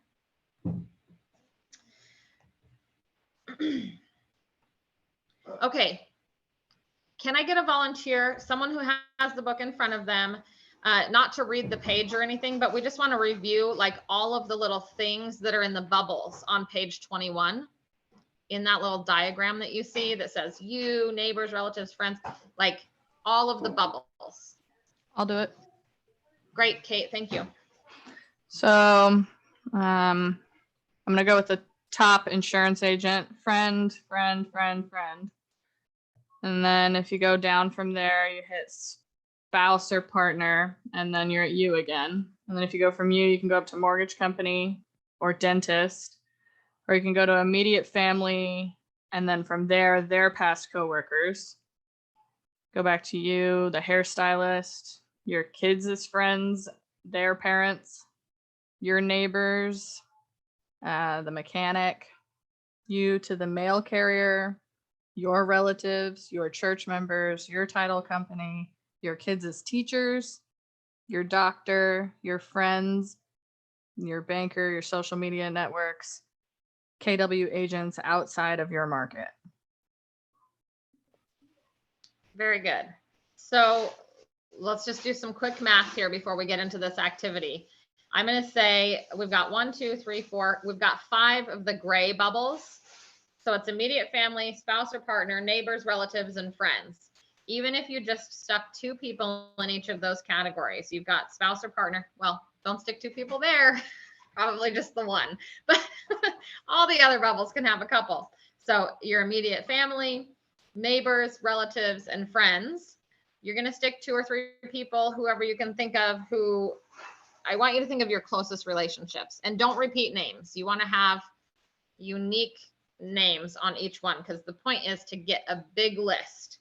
But you're going to have those folks, probably 10 people, and then the bubbles on the outside. This is just to kind of jog your creative brain about building a local sphere of influence. So you're going to have somebody that's going to do your mortgage for you.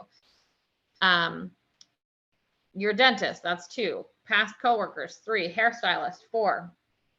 Your kids' friends, parents, that's 5. And you're going to have, I mean, it depends on if you have kids or how many you've got. But for me, I've got 3 kids, and they all have like 3 to 4 really close friends. So for me, my kids represent about 15 to 20 individuals in my sphere. Mechanic, mail carrier, church member, title company, teachers, doctors, bankers, social media networks, which KW agents outside your market, and your insurance agent. So let's just call it 15. So that's 15 categories there. Even if you put 1 person in each of your categories, you're about to have 25 very top referral sources for business. Okay.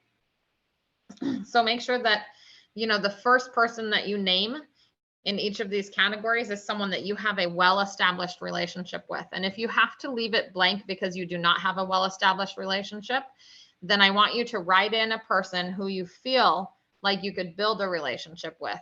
And then once you write them down, highlight their name, because that's going to be like priority 1, because I don't have someone in that sector. I'm identifying my dentist or my dentist's assistant or whoever, and they're going to be on the top of my radar for getting into relationship with. So page 22 is the activity, and it's just a grid. And on the grid, you'll see it says my sphere. Sorry, that was me. On the grid, it says my sphere, and then there's a ton of boxes in each box. So there's a box for immediate family, 1 for hobby and sports groups, 1 for personal services like hair, nails, you know, if you get waxed or whatever, put those guys in there. Home and auto repair, teachers, your kids' teachers, friends, relatives, church, club, places you volunteer at, other real estate agents. And when you put down other real estate agents, I would pick 1 to 2 in your local market center, because there are always agents in your local market center who will be willing to give a new agent a client that is super annoying. It's really funny, but a lot of my new agents will pick up, you know, a client's like in a lower price point, and maybe they fell out of contract one time, and this really busy agent is like, I just can't, I don't possibly have the time to do this again. Like, I'm going to give this to someone who has the time to deal with this headache. And that's okay. We take the headaches because they still close and it's still a paycheck. So I would pick 2 from your local market center, and then like pick, you know, all of the states that are touching your state, and like pick a couple from each of those, because those are easy, like quick drives to like build a relationship with, or choose a training that's like in that geographic area and go make an impression. And then after you've met in person, you start to kind of build rapport with that agent. And then every time they have a client that's just moving across the state lines, they come to you. So that's a really good strategy there. So when you're thinking about who to write down, as far as the other agents, 2 from your local market center and at least 1 to 2 from each neighboring state. And then you can kind of branch out and build your referral network from there. But that would be the strategy I would use as a new agent. Neighbors, professional services, mortgage, title, appraisers, inspectors, past coworkers. So there's like a little section. I think the goal here is 1, 2, 3, 4, 5. So there's 5 squares and there's 3 across. It's 15 squares. I would make it a goal to probably write at least 3 to 5 people in each box. And you can do more, but don't do any less than 3. Okay. We're going to take 20 minutes at the most to do this activity, but I want you to do it right now while we're together in class, and then we'll share out our results. Please like raise your digital hand or just put it in the chat when you're completed with the activity. And then for those of you who are retaking the class and you know for sure you've done this activity before and this will not benefit you whatsoever, just make a note in the chat like, hey, I already did this last quarter or whatever.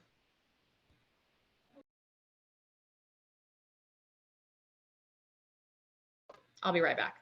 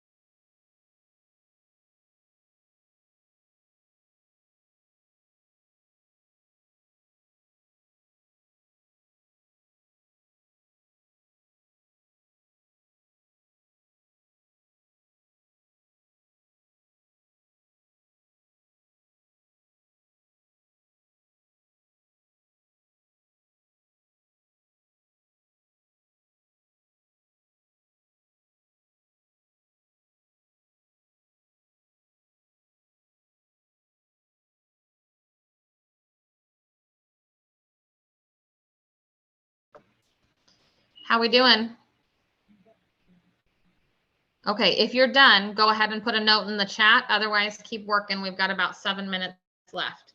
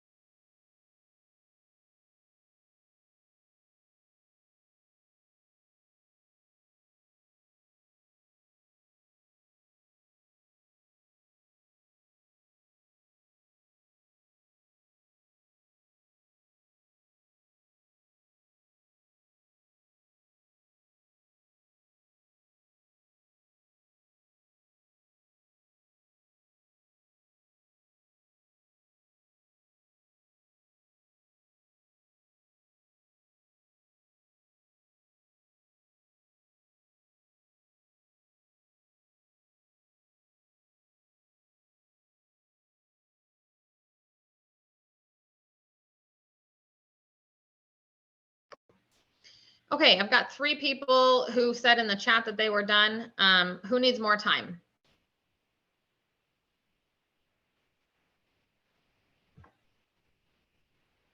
Unmute now and tell me you need more time. We've still got about 5 minutes we could spare on this activity if you'd like, but I need a verbal confirmation.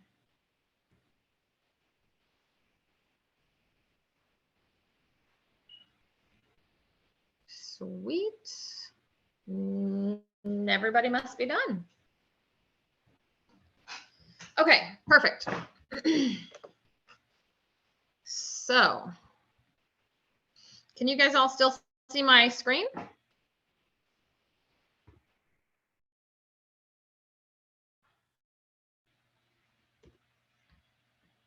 Are you guys ready for an afternoon nap?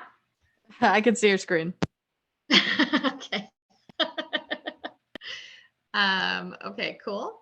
Where is my deal? Here we go. So we did the activity around sphere of influence. Now we are going to watch this video, Cold Calling with the Real Estate Brothers. Oh, I love how the video is linked in the manual, but not in the notes.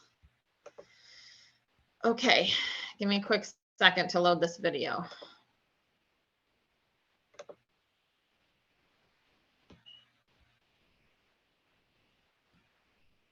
Maybe.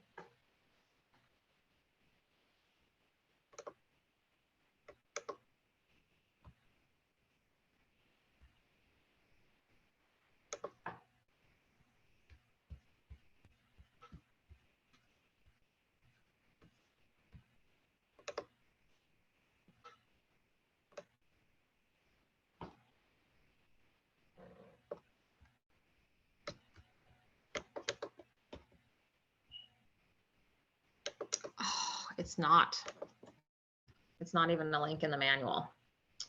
Okay, one other place potentially.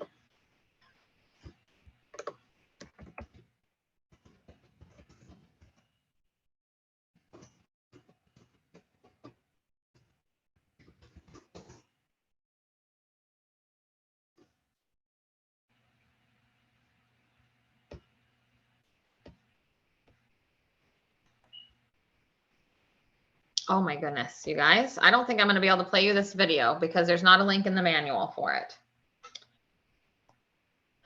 It's such a fun one to watch.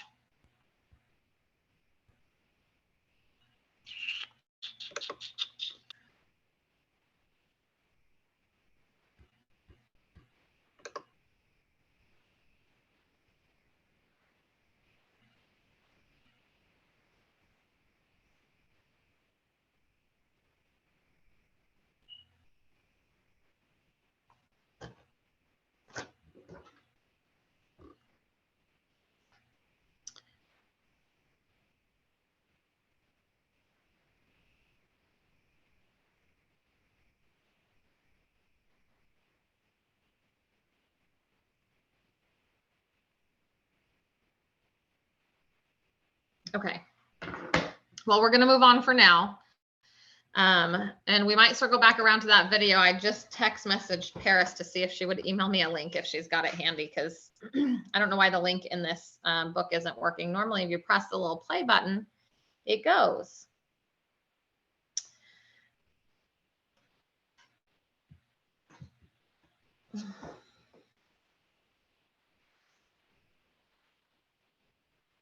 Okay. So let's talk a little bit about what your lead generation time should look like in terms of time management, what activities take place in there. If you could navigate with me to page 23 of your manual, and we're going to talk about time blocking with the 3-3. So what this includes is, number 1, time to prepare. Number 2, time to take action. And then at the very tail end, you're going to give yourself a section for maintenance. This is why we say 3 hours of lead generation, because you should take about an hour to prep your call list, like know who you're calling, get your mind right, focus on some affirmations, get in touch with your big why, get that motivation and energy going, and then practice some scripts. 15 to 20 minutes of script practice on specifically the type of leads that you're going to follow up on that day. That'll get you all prepared.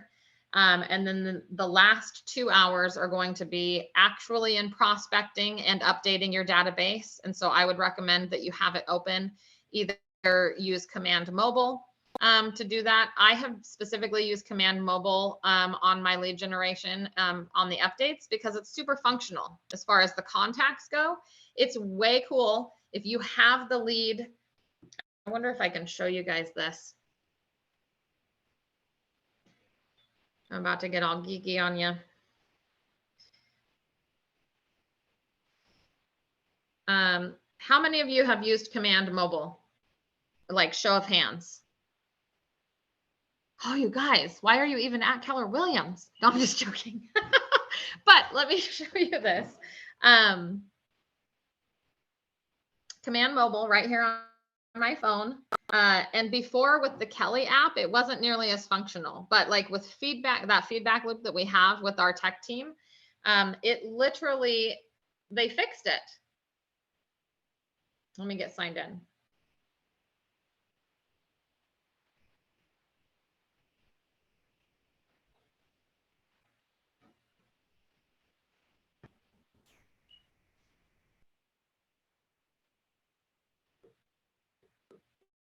Oh, you guys. Okay, I'm just joking. I can't show you right now. Probably because I'm feeling all on the spot and pressured, but I must not be entering my password correctly. So the whole thing is, if you have Command up on your computer, and like, let's say that you've done some data entry and your guys are in there, you've got your contacts in there, or you like sit down right after your open house and you have the sheet, like the sign-in sheet, and you add those 15 people. So they're in there and they're all tagged with open house. What you do next is on the following day, when you go to make your follow-up calls, you open up Command Mobile on your phone. If that's a CRM that you guys are choosing to use, this is how to make it like, so it feels really good to use a CRM, right? So you open it up, go to your contacts, and then you can filter like for most recent, and you can filter by tags right there in your phone. And the cool part is when you have it up on your phone, all you have to do is like hit the text message button or hit the email button or hit the phone button, and it will dial for you using your cell phone. So if you've got your AirPods in and you're driving and you've got like a hands-free mount, you can pull it up and like do it while you're commuting. Like, I don't care when you do it, but like as soon as you hang up the phone with your earpod or your hands-free, Command Mobile is smart enough to pop open a window and say like, what do you want to say about the interaction? And it's going to enter a note for you. So then you can say, hey Siri, you know, George said XYZ about the open house. This is his feedback. He's ready to buy. He's not pre-approved. I've sent him a lender. And then it saves it.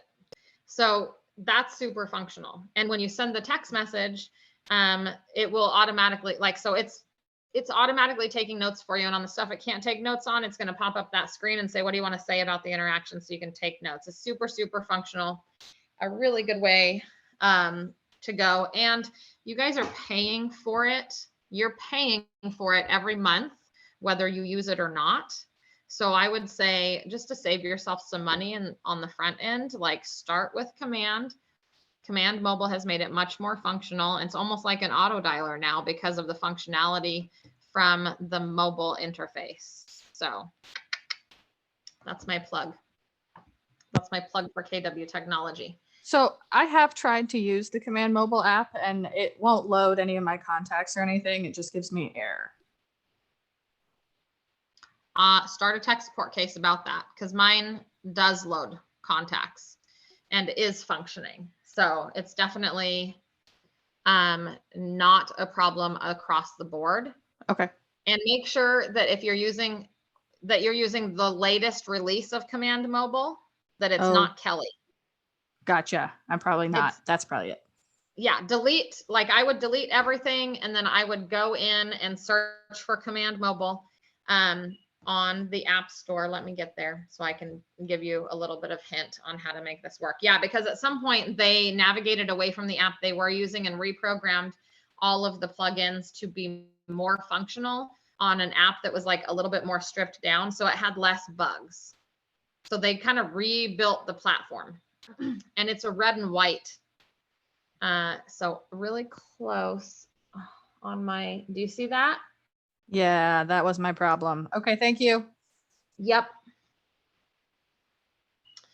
So yeah, and for anyone else who that applies to, if you're having a problem with the mobile application, it's not you, it's them, but it's the old them. So they've already fixed the problem. Now you just have to update your phone. So delete the apps off, go back into the App Store, re-download Command Mobile, and then you sign in literally just like you would be on a desktop. It's going to take your Command username and password, and that'll get you in to your contacts and stuff.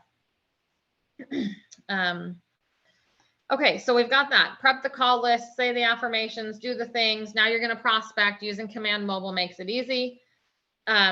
It also prompts you to update your database. So if you're like me and you're not very well organized, you know, you just put things in your life that make it a little bit easier. For me, that's Command.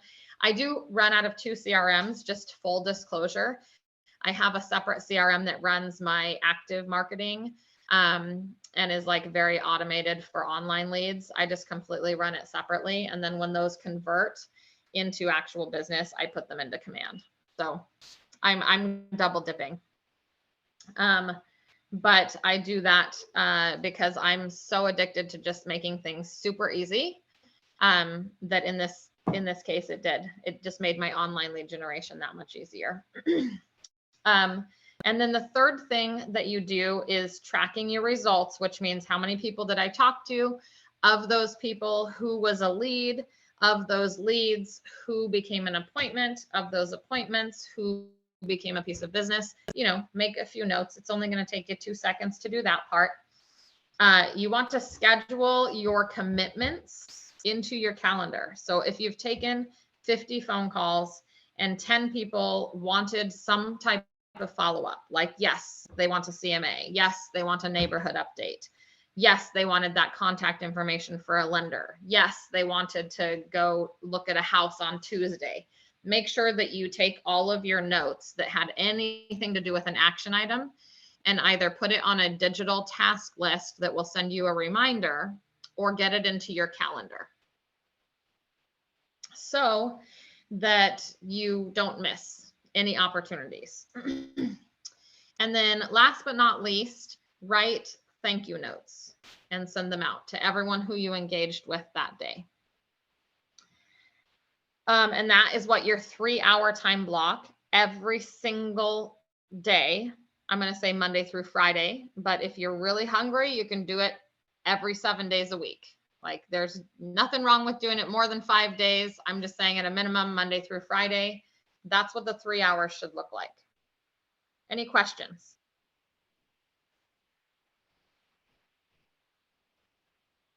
Nope. Okay, sweet.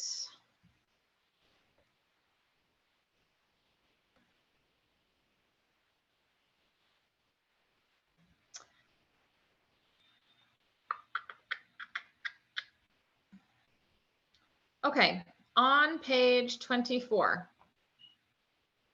I'm going to go over this super quick, and feel free to stop me if you want to talk more about any of these.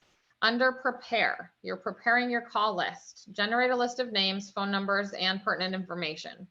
For referrals, your sphere of influence, are they due for a call? Any for sale by owners you want to call on that day. Leads from sign calls or websites that you're running. Neighborhoods of just listed and just sold information. In other words, if you want to spend the money to invest in like a mojo dialer type of a situation, you can pull up all of the just listeds for the Keller Williams office that you're local to and circle dial and get just a courtesy call, right? Like, hi, this is Shauna Wright from Keller Williams. I just am calling this morning as a courtesy to let you know we have a brand new listing on the market just about a block from your house. We are holding an open house on Saturday at 2 p.m. and I just wanted to see if you guys are planning on stopping by or if I can drop off any market data to your home while I'm out. Like, nobody's going to get mad at that, but it starts a conversation and then you're able to convert that into a business opportunity. So that's one script, right? There's tons of scripts that you can use for that circle dialing, but that's one that's like super sideways. It's not, you know, it's not the most salesy approach, but you're just having a courtesy call. You're letting them know there's a brand new listing. You could even ask them, as after you do the courtesy introduction, ask them if they have any questions about that house, or are they familiar with that house?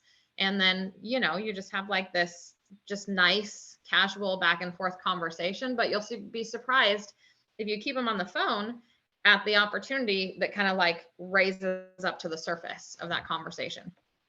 Again, you can also call around expired or withdrawn listings. You would get that list out of your local MLS. They always have like a little expired section. And so that's how you would get that. You can also pay services to do that portion of the research for you. But at this point, with the volume of expireds that we have in the market, like, it's very manageable to do on your own for free. Allied resources, these would be calls to those people, like the top 20 that I told you. This would be extra time dedicated to calling them, and then any past clients you want to follow up with. Any questions?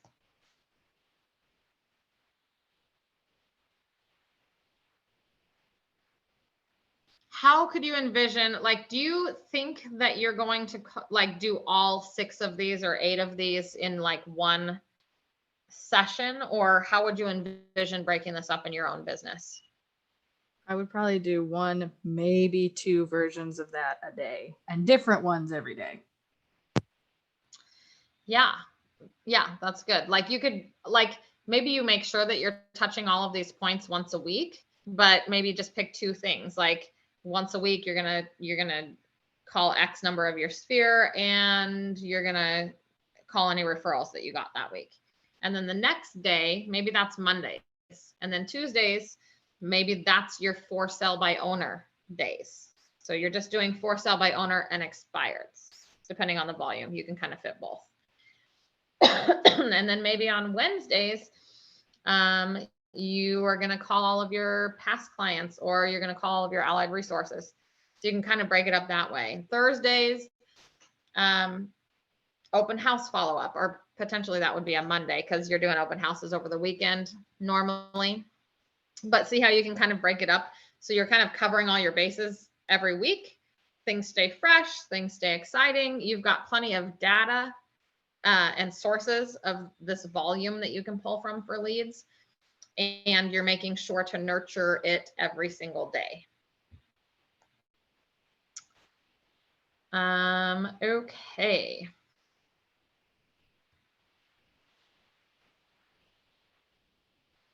Let's do just a quick brainstorming session on like other sources of business. Anything we haven't talked about?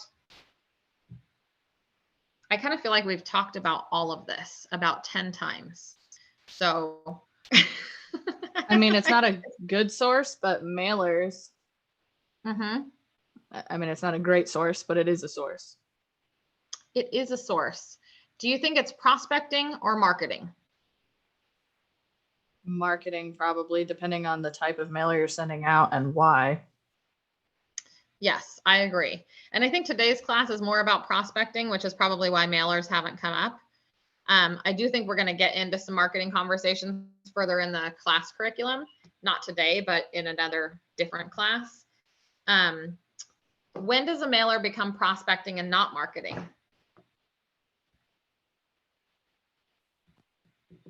Probably when it's focused on an individual that you've already had contact with for a specific reason. Like they were at an open house. Yep, like a thank you card or a follow-up. And then when else can a mailer be prospecting and not marketing? I'm making you guys get creative and think.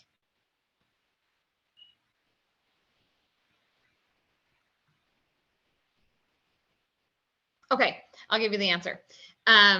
So another way to do mailings that are more prospecting based and less on the marketing standpoint is just like circle dialing, when you would call through everyone from the neighborhood. If you get the just listeds and you take the mailer and drop it off in their, put it in their mail slot, that is a more prospecting based. It's like almost like door knocking, but maybe slightly more passive.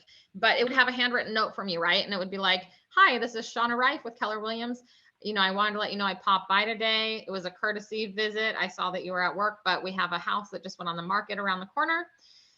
Wanted to let you know that I'm a resource for you. If you have any questions about that house specifically, if you have any friends or family looking to move to the neighborhood, or again, if you're interested in knowing what your house might sell for in this market, here's my business card. Please feel free to give me a call or shoot me a text to my cell phone. Have a great day. Signed, Shauna. And then, a lot of people call after that. So, okay. That about does it for prospecting sources. I mean, I'm going to go ahead and read off the page, but we've talked about for sale by owners, door knocking, the geographic farming, which geographic farming is less about sending mailers and more about door knocking in the same neighborhood again and again, regardless if you have inventory there or not.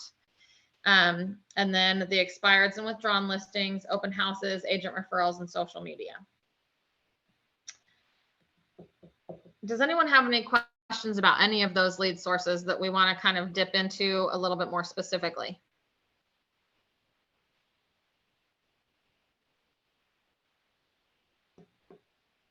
Okay, perfect.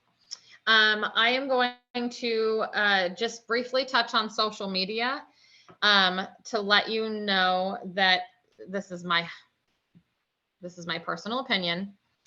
So I right, wrong, or indifferent, but I'm going to give it to you on social media. I think measurably, as a prospecting source, social media, you need to be actively running ads. It's marketing, but the way to make it prospecting is to create those ads to be specifically identified with retargeting as well. So you're running an ad, the ad has a call to action, like 0 down payment home program, click here to learn more, click here to apply, click here to talk to an agent today, something. So their information drops to you and you get a lead. But the other thing that your marketing does is it puts claws into that person, follows them all around the internet, reminding them that you're their agent now that they've clicked on you one time. The retargeting does the same thing like the 8x8 would do. It starts to build that relationship and create a social media presence. And then like the marriage between running ads on social media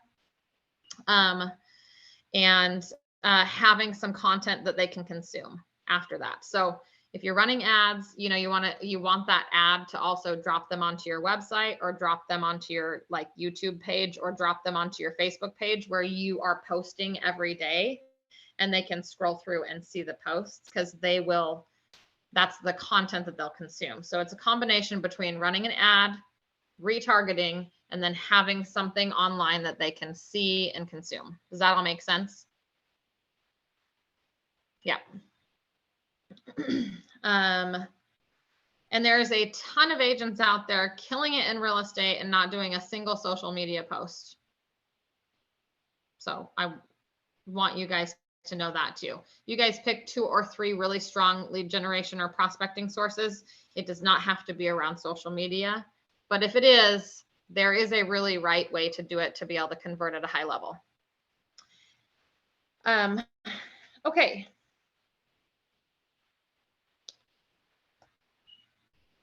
Okay, I do want to point out in the booklet, and I navigated to it and showed you where to find, there are scripts.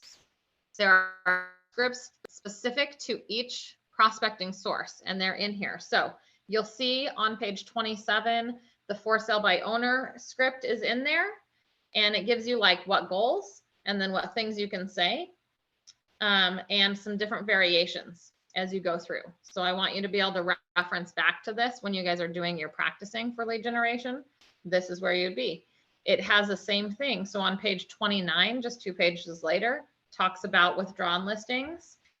And it has all of the broad strokes for that. Same with open houses.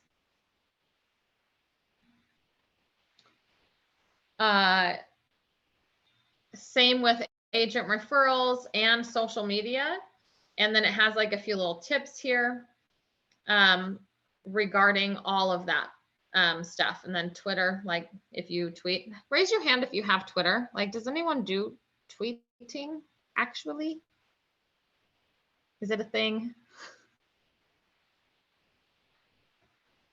Not really for you guys. I don't, I mean, I never have. I was just like, oh, one more thing. Pinterest, Instagram. So like, if you're going to do any of these, or if you already geek out on one of these social sites, just know that this book and the pages towards the bottom of this book have some best practices for any of those avenues. So if you guys need a resource and you have additional questions around strategy, please get into the pages of this manual because it'll give you the 411. Okay.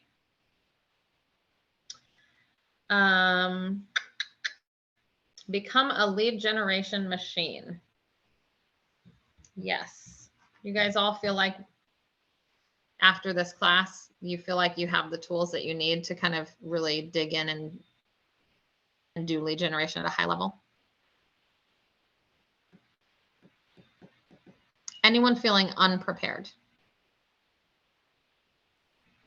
I don't think nervous counts as unprepared, just nervous. Just nervous, yeah. But that's okay because you give yourself a whole hour to get that mindset right every single morning. Yes, totally. Nervous is natural. And I do think, you know, as you rip the Band-Aid and do it more often, you'll feel less nervous, but also ask yourself why you're feeling nervous, because oftentimes you can address your feeling of nervousness by just saying like, okay, yeah, I am nervous. And this is why I'm worried I'm going to be bothering them, XYZ. So like, if that's the big thing, then it's okay. I know I'm not actually bothering them because this is my goal. Like, I want to reach out to them, not because I have commission breath, but because I have this latest market report in their area and I just really want to let them know about it, you know, or whatever. You can kind of just talk yourself through some of that stuff. So mindset work is really super important. Make sure for your next class, you guys will want to download the mission. It's in the same spot as I showed you where the course material is. The mission for next class would be mission number 4, and it's a checklist. It has links to some activities and videos. And if you work on based off of the PDF that comes with the mission, then you can like just click the links and it will load those tabs on your computer. So that's it, you guys. Any ahas from this class? Anybody excited about anything specific?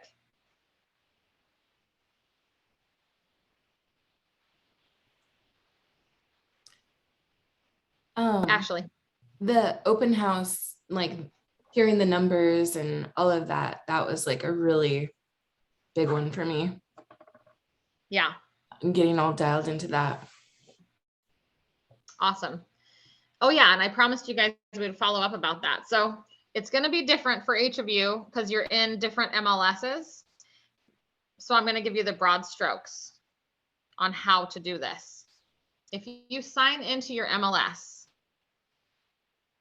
at some point, like on the WVMLS, the section is like it's a market monitor section.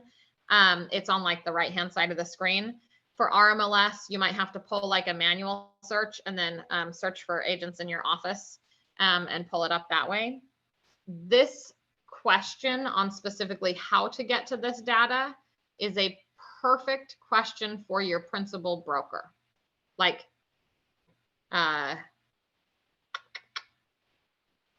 whoever that is, or your compliance officer.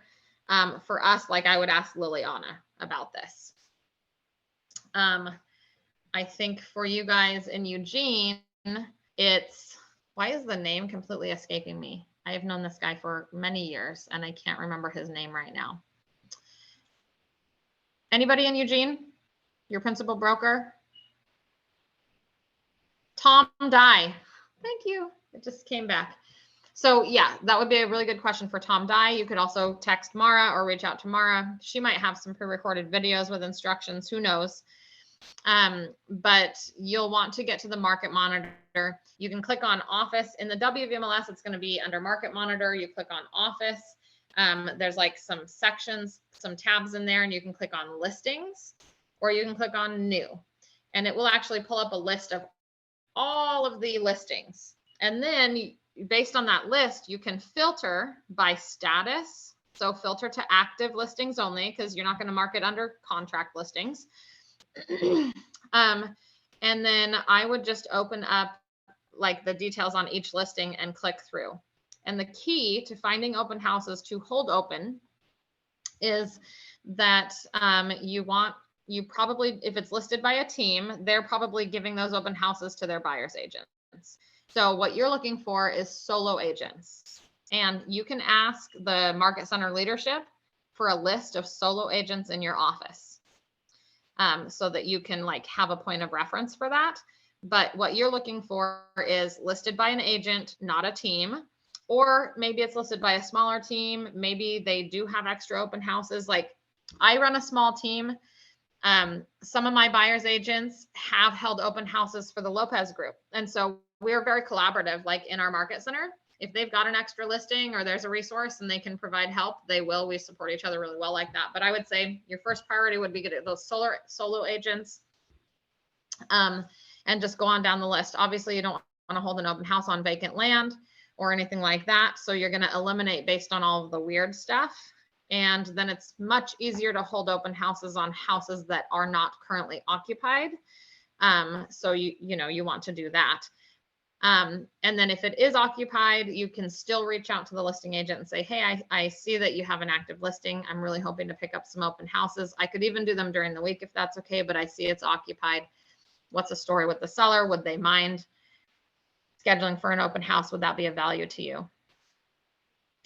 And you just ask them. That's how you do it. Okay, guys, that is all I have. Any questions for me? I'm gonna put my phone number in the chat as well as my email address just as a resource for you. You can also connect with me on Facebook.